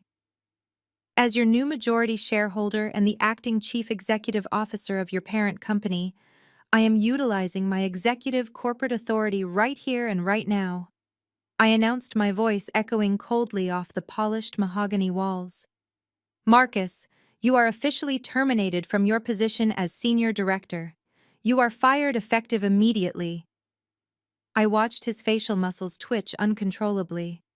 "You are not being let go with a generous corporate severance package," I continued relentlessly. "You are not receiving a quiet, dignified resignation option to save your public face. You are being completely terminated for severe gross misconduct, criminal embezzlement, and massive breach of fiduciary duty. My private corporate security team is currently standing inside your downtown office building. They have already packed your personal belongings into cheap cardboard boxes and completely wiped your digital hard drives. Your expensive corner office, the one you constantly bragged about at my dinner table while treating me like dirt, has been entirely cleared out." Marcus shook his head violently, his hands reaching out toward me in a pathetic gesture of absolute denial. "You cannot fire me," he gasped, his voice barely a weak trembling whisper. "I have massive equity in that firm. I am a senior partner. I own incredibly valuable stock." "You owned stock?" I corrected him immediately, shutting down his final desperate hope. "During the massive $50 million hostile takeover this morning, my legal team initiated a comprehensive internal audit of your specific commercial division. The moment we uncovered your massive offshore wire fraud connected to Taylor's fake shell companies, your corporate equity was instantly frozen. Under the strict terms of the executive partnership agreement, any partner caught engaging in federal financial crimes immediately forfeits their entire equity stake back to the parent company. Your highly valuable stock options are completely gone, Marcus. They legally belong to Apex Holdings now." The absolute devastation washing over his sweating face was incredibly satisfying to witness. Marcus had spent his entire adult life building a massive, fragile identity entirely around his prestigious job title, his expensive custom-tailored suits, and his arrogant financial power. Without his lucrative career and his stolen money, he was absolutely nothing. He was just an empty, hollow shell of a man who verbally abused the only woman who ever actually supported him. But I was not completely finished dismantling his fake, untouchable life. I took a slow, deliberate step closer to him, forcing him to look directly into my cold, unwavering eyes. I did not just send those highlighted bank statements and the incriminating audio recordings to the Federal Bureau of Investigation. I told him, my tone dropping to a dangerous, chilling whisper. I also sent a fully certified copy of your extensive criminal fraud to the State Bar Association this afternoon. Marcus let out a sharp, agonizing gasp, clutching his chest as if his heart was violently failing him. He had spent 7 exhausting years in higher education to earn his prestigious legal and financial licenses. It was his absolute proudest achievement, and the primary tool he used to manipulate people. "I filed a formal legal grievance reporting your massive ethical violations and your direct involvement in stealing millions from a hardworking union pension fund," I continued smoothly. "The Ethics Committee has already opened an expedited investigation based on my undeniable evidence. They will permanently revoke your professional licenses, Marcus. You will be officially disbarred. You will absolutely never work in commercial real estate finance or corporate law ever again. No respectable firm in this entire country will ever hire a disgraced, disbarred criminal." His chest was heaving with rapid, incredibly shallow breaths. His completely ruined life was flashing directly before his terrified eyes. And finally, there is the matter of our miserable, toxic 5-year marriage, I concluded, taking a slight step back from his trembling figure. Since you have completely violated the strict financial abuse clauses of our restrictive prenuptial agreement, I am officially filing for a highly contested divorce first thing tomorrow morning. You are leaving this incredibly expensive house tonight with exactly the clothes on your back. You will receive absolutely no alimony, you will receive no marital assets, and you will receive absolutely no legal mercy from me. The sheer immense weight of his total financial and professional destruction finally crushed the very last remaining piece of his toxic masculine pride. His trembling legs completely gave out beneath him. Marcus collapsed heavily onto the dark hardwood floor, landing violently on his knees right in front of my expensive designer shoes.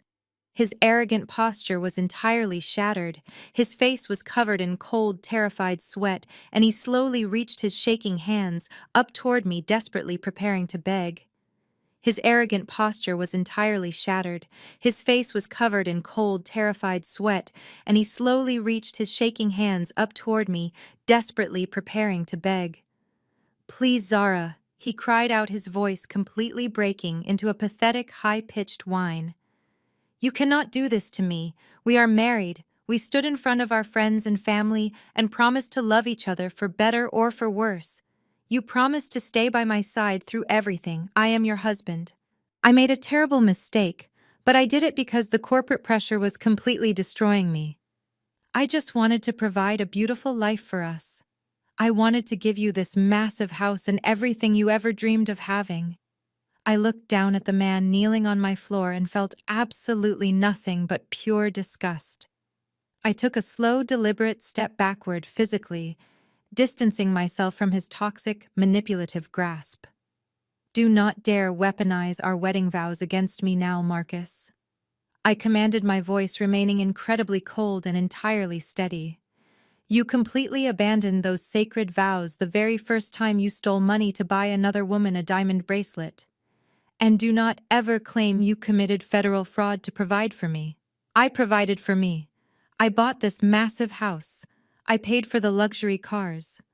I funded your entire fake existence while you actively tried to make me feel incredibly small." He kept his hands raised, tears streaming rapidly down his flushed cheeks, but I refused to let him interrupt me. I had held my tongue for 5 years, and I was finally going to speak my absolute truth. "You want to talk about our marriage, Marcus?" I asked him, gesturing toward the completely ruined dining table. "Let us talk about what this marriage actually looked like behind closed doors. You forced me to stay hidden in the kitchen every single time you brought these parasitic leeches into my home. You loudly complained if the roast chicken was slightly too dry, or if the wine was not chilled to your exact specifications. You belittled my intelligence right in front of Taylor just to make yourself look like a powerful alpha male. You told Everline I was just a simple home cook who did not understand the complexities of the modern financial world." Marcus shook his head frantically, continuing to weep on the floor. "I did not mean those things," he sobbed heavily. "I was just trying to fit in with them. You meant every single word I fired back, refusing to offer him any mercy. You loved keeping me beneath you.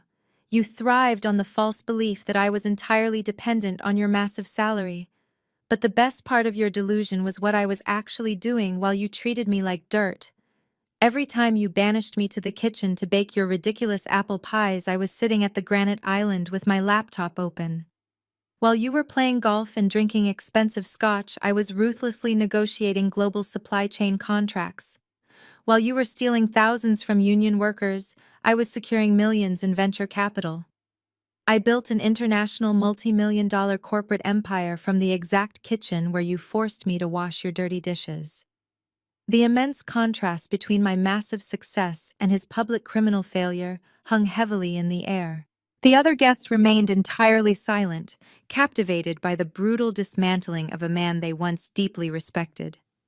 Marcus lowered his shaking hands, realizing that none of his manipulative tactics were going to work tonight. He could not gaslight his way out of a federal indictment. He could not scream his way out of an ironclad prenuptial agreement. He could not manipulate a woman who now legally owned his entire world. I gave you every opportunity to be a good man.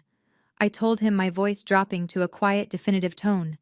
I gave you a beautiful home, financial support, and loyalty. But you chose greed. You chose arrogance. You chose to feed your fragile ego instead of honoring your wife. Now you are going to starve on the exact same plate you proudly served me.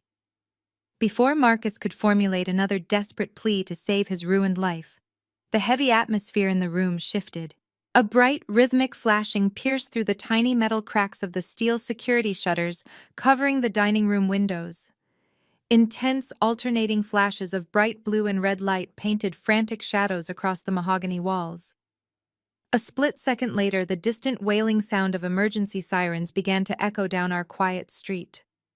The wailing rapidly grew louder and increasingly deafening, signaling the absolute end of his fake, luxurious life. The wailing rapidly grew louder and increasingly deafening, signaling the absolute end of his fake, luxurious life. The flashing red and blue lights illuminated the sheer panic spreading across Everlene's tear-stained face. The reality of the approaching sirens completely shattered the last remaining fragments of her arrogant delusion.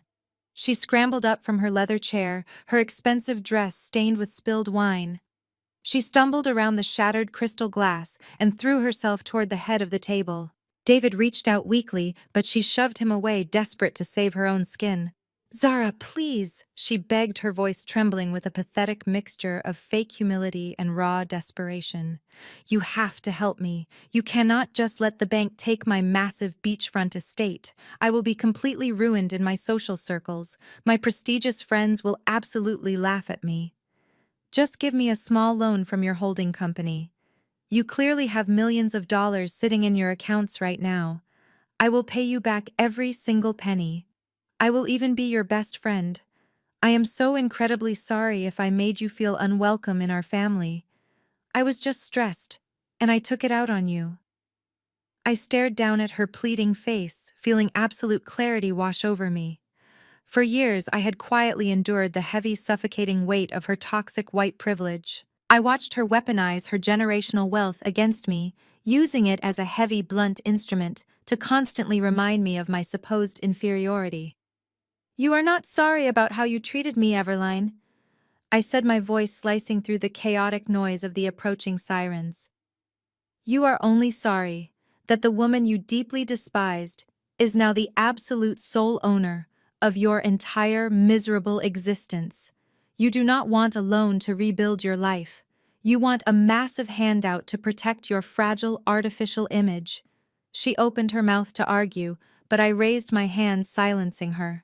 "Do not dare insult my intelligence by pretending your relentless cruelty was just stress," I commanded, my tone razor sharp and completely unforgiving. "Your cruel behavior was deliberate and deeply rooted in your disgusting sense of racial entitlement. You constantly made nasty, underhanded comments about my natural hair. You openly mocked the traditional food my grandmother taught me. You looked at my rich, beautiful black heritage and you saw nothing but cheap ethnic stereotypes, because your narrow, arrogant mind could not possibly comprehend a black woman achieving more success than you ever could." Everline flinched physically, shrinking back under the heavy, undeniable weight of my accusations. Her eyes darted toward the heavily shuttered windows as the loud sirens outside abruptly cut off, signaling that the emergency vehicles had parked directly in my driveway. "You proudly flaunted your old money as if it made you an inherently better human being," I continued, refusing to let her look away from my cold gaze. "But your precious generational wealth was nothing but an incredibly fragile house of cards built on massive gambling debts and toxic loans. Meanwhile, my wealth was built entirely on grueling hard work, relentless late nights, and the brilliant financial legacy of my own family. I am completely breaking the cycle of financial abuse right here in this dining room today. I am drawing an ironclad permanent boundary. You are entirely cut off, Everline. You will not receive a single dime from me or my corporate entities. You and David will face the absolute brutal consequences of your massive financial failures entirely on your own." She let out a loud, dramatic wail, collapsing against the edge of the polished mahogany table. "Please, Zara," she sobbed hysterically, gripping the white linen tablecloth. "I have absolutely nowhere to go tonight." "You can go exactly where you constantly tried to put me," I replied coldly. "You can go straight to the bottom." The heavy, chaotic silence inside the dining room was suddenly completely shattered. Heavy, synchronized footsteps stomped loudly across my stone front porch. The four massive security guards standing in my kitchen hallway immediately stood at absolute strict attention, waiting for my final command to unlock the house. Tyler whimpered loudly, pressing his back tightly against the far dining wall. Marcus remained kneeling on the dark hardwood floor, his face completely buried in his shaking hands. Then came the sound we had all been waiting for. It was a series of incredibly loud, aggressive pounds against my heavy oak front door. The heavy wood physically shook under the immense force of the authoritative knocking. "FBI, open up right now!" A deep, booming voice shouted from the other side of the heavy door. "We have federal warrants for the immediate arrest of Marcus Miller and Tyler Hayes." I slowly turned my head and gave a single sharp nod to the lead security guard standing in the kitchen hallway. He immediately stepped forward and punched a 4-digit code into the electronic panel mounted on the wall. The heavy steel shutters remained tightly locked over the windows, but the thick deadbolts on the front doors retracted with a loud mechanical clank. The lead guard reached out and pulled the heavy oak doors wide open. A flood of cold night air rushed into the foyer, instantly followed by a dozen armed federal agents. They moved with absolute tactical precision, wearing dark vests with the letters FBI printed boldly across their chests in bright yellow text. Their heavy black boots stomped forcefully across my pristine hardwood floors, tracking in dirt and rain as they swarmed directly toward the formal dining room. The overwhelming presence of federal law enforcement completely suffocated whatever remaining air was left in the room. The elegant dinner party had officially transformed into an active federal crime scene. The wealthy guests who had spent the entire evening mocking me now pressed themselves flat against the dining room walls, completely terrified of catching an obstruction charge. Taylor Hayes was standing near the edge of the dining table, his massive chest heaving with uncontrolled panic. When the first two federal agents breached the dining room archway, screaming for everyone to get their hands where they could see them, Taylor's survival instincts violently kicked in. Instead of surrendering peacefully, he made an incredibly stupid decision. He genuinely believed his physical size and corporate arrogance could somehow overpower trained federal law enforcement. "I am not going to any federal prison," he roared, his voice cracking with adrenaline. He lowered his thick shoulder and lunged aggressively toward the closest agent, desperately trying to shove his way past them and escape through the kitchen. He did not even make it 3 steps. The agents reacted with lightning-fast, brutal efficiency. 2 agents instantly grabbed Taylor by the shoulders and completely swept his expensive leather shoes right out from under him. The massive physical momentum sent Taylor flying sideways across the room. He crashed violently into my antique wooden china cabinet. The heavy impact shattered the thick glass doors, instantly raining sharp broken glass and priceless vintage porcelain plates all over his expensive tailored suit. Taylor hit the floor with a heavy, agonizing thud, screaming in pain as the agents immediately pinned him down. "Stop resisting and put your hands behind your back," an agent shouted forcefully, pressing a heavy knee directly between Taylor's shoulder blades. The arrogant senior partner who had demanded an apple pie just an hour ago was now eating the cold hardwood floor, bleeding from a small cut on his forehead and whimpering as the heavy steel cuffs snapped violently around his thick wrists. While Tyler unsuccessfully fought for his freedom, Marcus had the exact opposite reaction. He was still kneeling on the floor exactly where he had collapsed earlier, completely paralyzed by the terrifying reality of his absolute ruin. 2 federal agents approached him quickly, their hands resting cautiously on their tactical belts. "Marcus Miller, stand up and place your hands behind your back. You are under federal arrest for massive wire fraud and corporate embezzlement," the agent commanded with undeniable authority. Marcus did not try to run. He did not yell or threaten them with his prestigious legal team. Instead, his entire body simply went completely limp. He surrendered to his pathetic fate, with a loud, agonizing sob. The agents hauled him forcefully to his feet, pulling his trembling arms securely behind his back. The sharp metallic click of the steel handcuffs echoing through the quiet room sounded like a final heavy lock, securing the absolute end of his life. Marcus openly wept, his tears mixing with the cold sweat on his face. He turned his head, looking desperately at me through his bloodshot eyes. "Zara, please help me," he cried out, his voice completely stripped of all its former arrogant power. "Tell them I am sorry. Tell them I will give all the money back." I just stared at him without a single ounce of pity. "You cannot return money you have already spent buying fake affection, Marcus," I replied coldly. The remaining guests watched in stunned silence as the two men were searched and secured. A tall man wearing a dark suit and federal badge walked into the dining room. He bypassed the terrified guests and walked toward the head of the mahogany table. "Are you Zara?" he asked professionally. I nodded smoothly. "We received your digital files, but need to secure the original physical evidence immediately," he stated, extending his hand. I calmly handed the lead agent the master dossier with all the hard evidence. The lead agent took the heavy black leather dossier from my hands with a curt professional nod. He opened the cover briefly, inspecting the first few pages of the meticulously organized financial records and the bright red flash drive resting securely inside. He quickly handed the thick file to a younger agent standing beside him, instructing him to lock it immediately in the evidence safe inside their primary command vehicle. Then the lead agent turned his stern attention to the remaining wealthy guests, who were still huddled together against the far wall of the dining room. "This residence is now an active federal crime scene," he announced, his voice leaving absolutely no room for debate or negotiation. "Everyone who is not currently under arrest needs to vacate the premises immediately. If we need your witness statements regarding the events of tonight, we will contact your legal representatives tomorrow morning. Now move toward the front exit, and do not touch anything on your way out." The sheer panic that washed over the remaining corporate elites was incredibly satisfying to witness.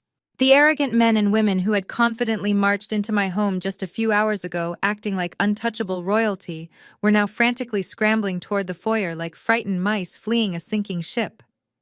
They desperately grabbed at their expensive wool coats and designer scarves, pushing past each other in a frantic, terrified rush to escape the suffocating presence of federal law enforcement. My security guards stood by the open front doors, watching them file out into the dark night. The weather outside had violently shifted perfectly, matching the absolute chaos of the evening. A freezing, torrential downpour had started sweeping across the city. Cold, heavy rain lashed violently against the stone porch and the paved driveway, creating a miserable obstacle course for the fleeing guests.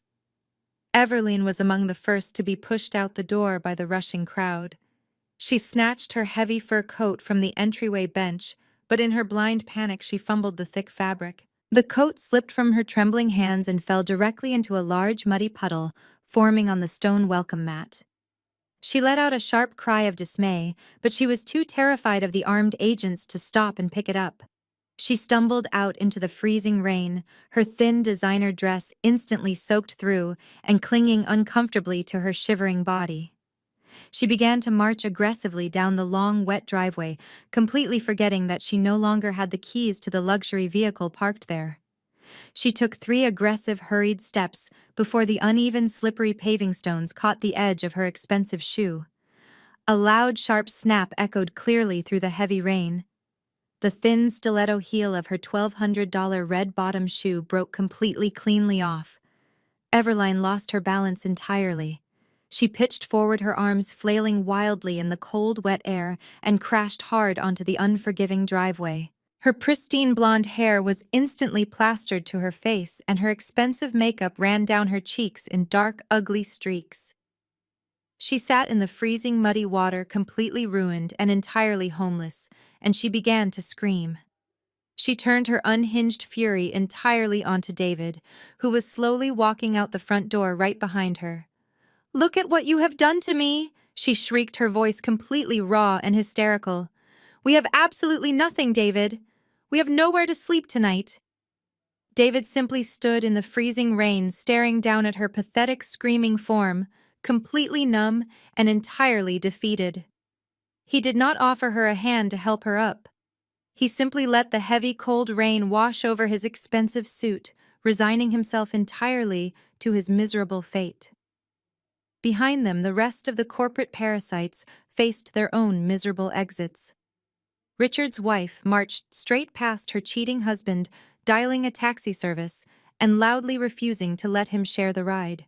Bradley stood near the front gate, shivering uncontrollably as he stared blankly at his mobile phone, completely terrified of the morning stock market opening.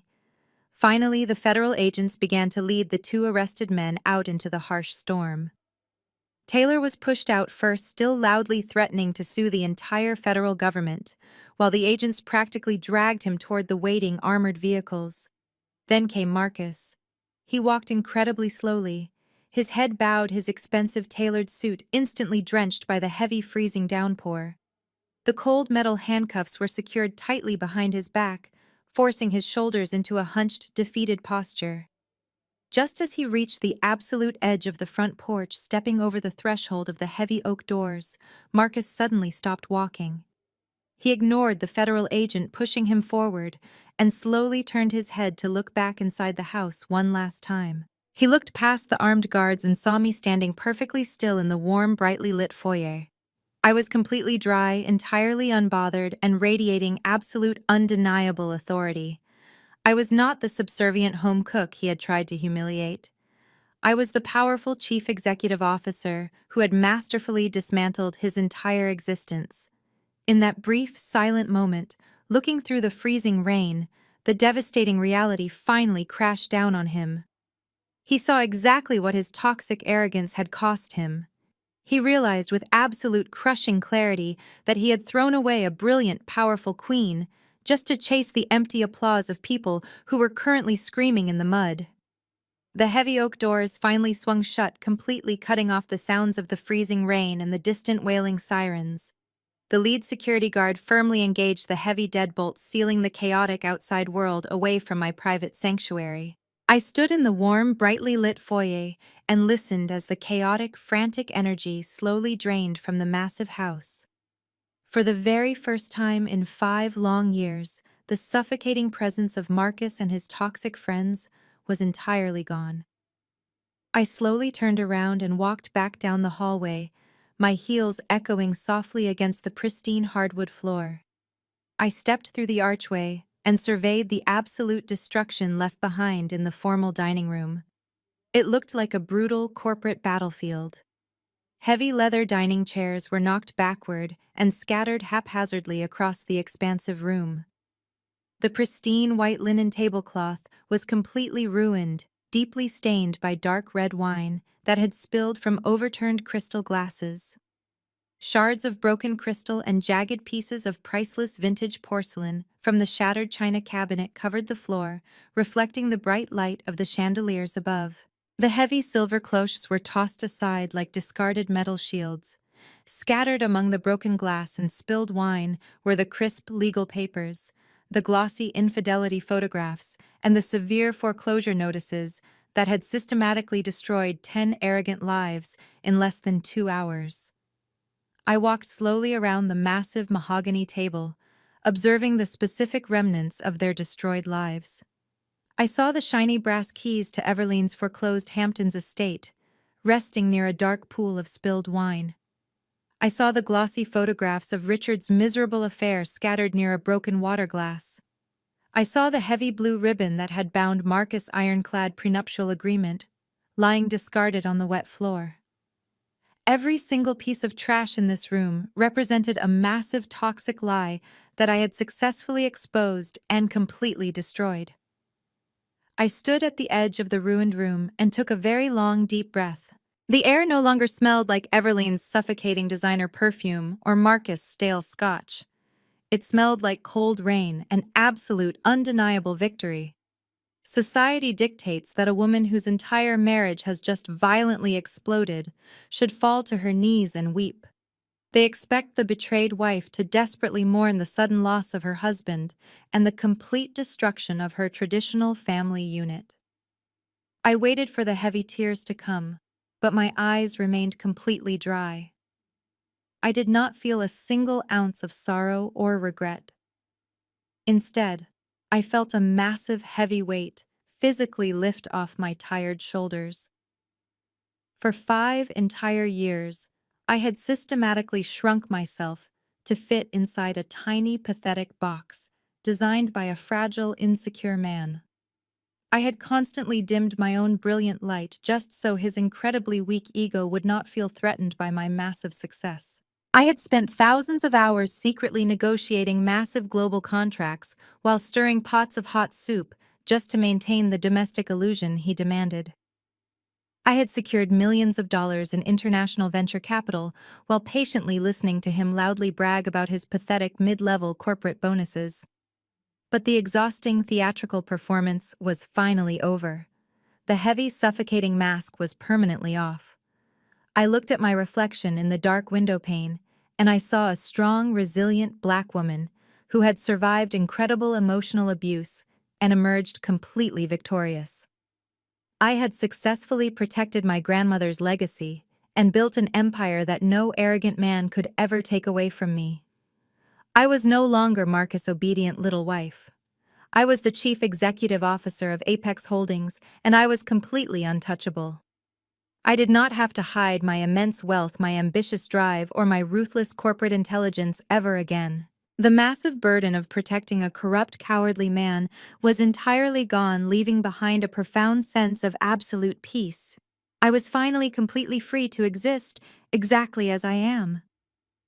The lead security guard stepped quietly into the dining room, carefully avoiding the broken glass on the floor. "The perimeter is completely secure, Madam CEO," he reported, his voice highly respectful. "The federal agents have left the property, and the unwanted guests have entirely vacated the private neighborhood. Do you want us to call a professional cleaning crew to handle this terrible mess tonight?" I looked around the destroyed room and slowly shook my head. "No," I replied, my voice echoing calmly in the quiet space. "Leave the mess exactly as it is for tonight. I want to look at it a little while longer. You and your men did an absolutely flawless job this evening. You are all officially dismissed until tomorrow morning. Please go home and get some well-deserved rest." The large man gave a crisp, respectful nod and quietly backed out of the room, leaving me entirely alone in my massive house. I walked slowly toward the head of the mahogany table, stepping carefully over a discarded silver cloche. I reached my designated seat and looked down at the polished wood. My mobile phone was resting right next to the empty black leather folder. The screen suddenly lit up, illuminating the dark surface of the table. A new text message notification appeared on the glowing screen. It was from my lead corporate attorney, Ms. Sterling.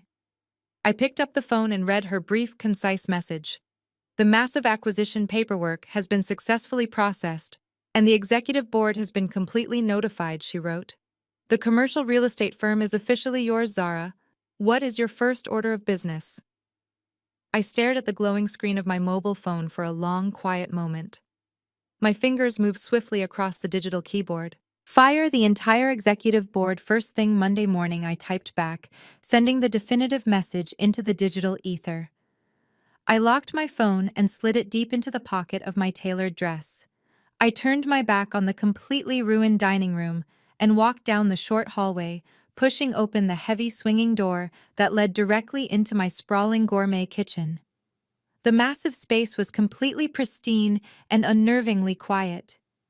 The private caterers had furiously scrubbed every single inch of the imported granite countertops and polished the stainless steel appliances before frantically fleeing the property. The cold, sterile smell of harsh chemical cleaner still lingered lightly in the air, completely masking the warm, comforting scent of the roasted French chicken they had taken with them into the rainy night. I walked slowly to the very center of the room and ran my hand along the cool, smooth surface of the massive central kitchen island. This exact room was supposed to be my permanent domestic prison.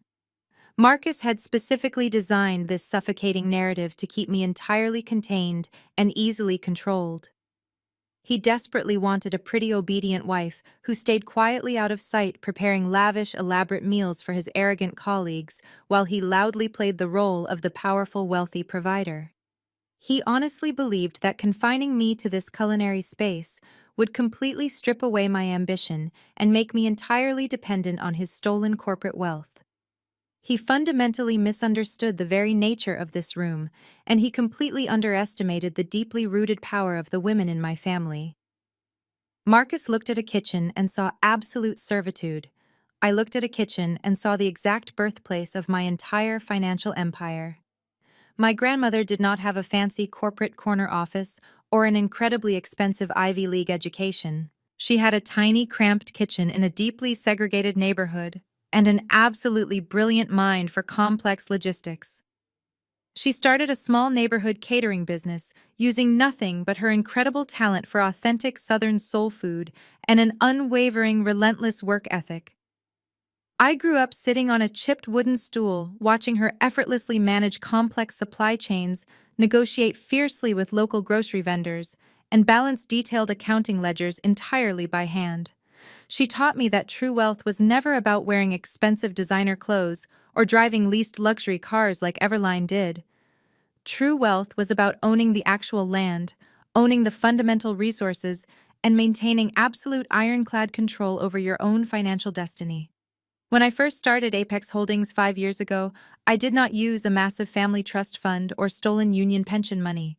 I used the modest inheritance my grandmother left me from her lifelong catering business. I sat right here at this exact granite island late at night long after Marcus had gone to sleep in our expensive bed. I analyzed commercial real estate trends, I ruthlessly acquired distressed properties, and I slowly built an untouchable corporate portfolio. Every single time Marcus condescendingly told me to go bake a pie, I simply smiled, walked into this room, and bought another massive commercial building. He thought he was actively suppressing my potential, but he was actually giving me the perfect quiet cover to orchestrate his total professional destruction. He handed me the exact tools to build my corporate guillotine. I walked over to the massive double-door refrigerator and pulled the heavy stainless steel handle. The cold air rushed out, washing over my face and clearing my mind. I reached inside and pulled out a large wooden bowl overflowing with crisp, bright green apples. I carried the heavy bowl over to the central island and set it down with a highly satisfying thud. I opened the deep lower pantry drawers, gathering heavy bags of pure cane sugar, rich brown cinnamon, and premium vanilla extract. Taylor had aggressively demanded an apple pie tonight. He pounded his heavy fists on my dining table and treated me like a cheap hired servant simply because he felt entitled to consume the direct fruits of my personal labor. Marcus had completely expected me to eagerly serve his toxic friends and desperately beg for their shallow, worthless approval. They wanted to consume my energy and leave me with absolutely nothing but dirty dishes and a broken spirit. I pulled a sharp paring knife from the heavy wooden block sitting on the counter. I picked up the first crisp green apple, feeling the smooth, cold skin against my palm. I was finally going to bake the exact dessert they had so loudly demanded all evening long. But this time, the warm, sweet cinnamon apples and the perfect, flaky golden crust were not meant for arrogant thieves or racist parasites. I began to carefully peel the apple, watching the thin green ribbon fall onto the granite counter. I was baking this pie entirely and solely for myself. The kitchen quickly filled with the rich, intoxicating aroma of brown sugar melting slowly into sweet cream butter. I folded the heavy spiced green apples into the delicate flaky crust, crimping the edges perfectly, just like my grandmother taught me so many years ago. I slid the heavy glass dish into the hot oven and simply waited. The quiet, steady hum of the expensive appliances was the only sound left in my massive home. There were no barking orders demanding immediate service. There were no condescending remarks about my cultural heritage or my intelligence echoing loudly from the dining room. There was just pure, unadulterated peace. When the oven timer finally chimed, It sounded exactly like a beautiful victory bell. I pulled the golden bubbling pie from the intense heat and let it cool on the granite counter. I cut a generous, thick slice, placing it carefully on a pristine white porcelain plate. I grabbed a heavy silver fork and walked slowly out of the kitchen, leaving the rest of the dessert behind.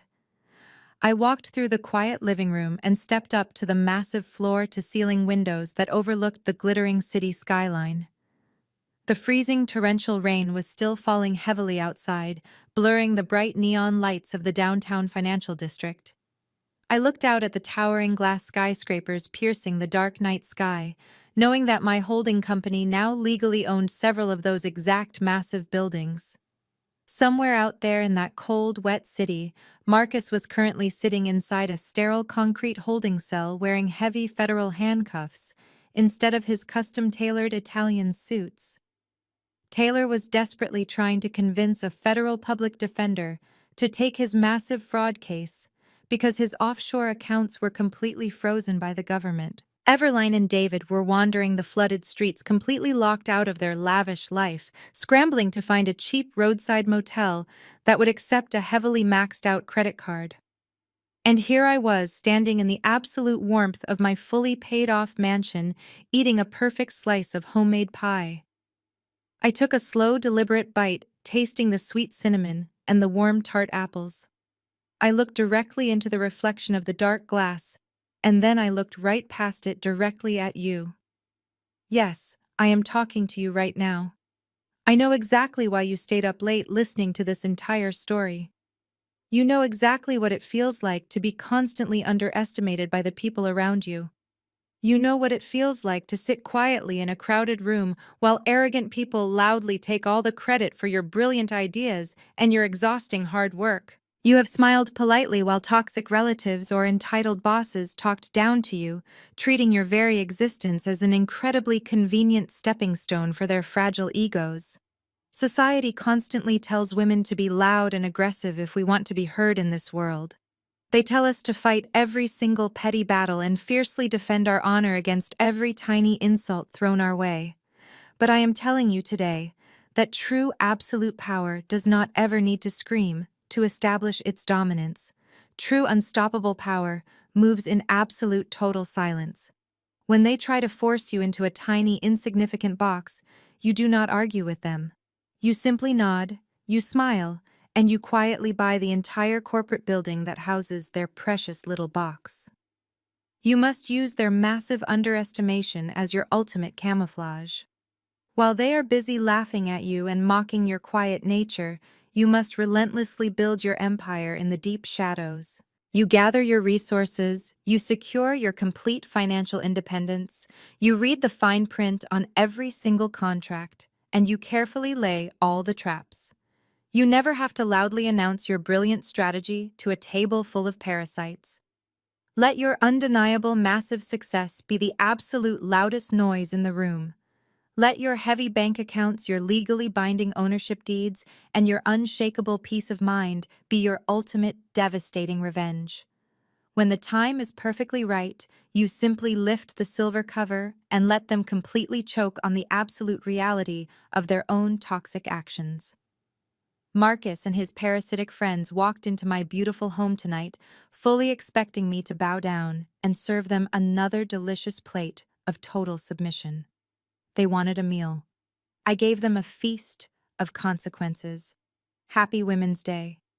If you enjoyed this story of absolute corporate revenge and silent feminine power, do not forget to hit the like button right now. Share this video with a brilliant woman in your life who absolutely needs a quick reminder of her immense, unstoppable power.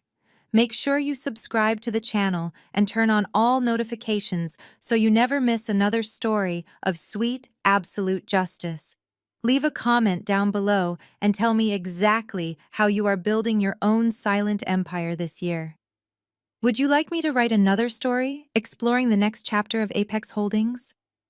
The story of Zara's meticulously planned corporate revenge is an exhilarating read, but beneath the dramatic dinner party reveals and federal arrests lies a profoundly practical lesson: the immense power of moving in silence.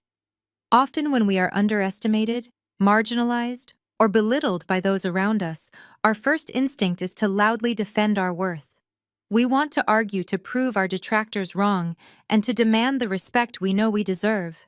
However, this narrative beautifully illustrates that you do not always need to scream to establish your capability. In fact, other people's underestimation can serve as your greatest camouflage. While Marcus and his toxic friends were busy feeding their fragile egos by forcing Zara into the role of a subservient home cook, she was using that exact cover to build a multi-million-dollar empire. She didn't waste her energy fighting their petty daily insults. Instead, she channeled her brilliance into tangible, undeniable success, reading the fine print securing capital and outmaneuvering them in the real world. By the time they realized who she truly was, they were already caught in her trap. Her success spoke much louder than their arrogance ever could. The core takeaway is to stop seeking validation from people who are fundamentally committed to misunderstanding you. True empowerment comes from recognizing your own worth and doing the quiet, relentless work required to build your own solid foundation. When you are deeply rooted in your own reality, the arrogance of others becomes a weakness you can outgrow, rather than a cage that confines you. Let your tangible accomplishments be your absolute loudest statement. Take a moment today to identify one area of your life where you can stop arguing your worth and start quietly building it instead.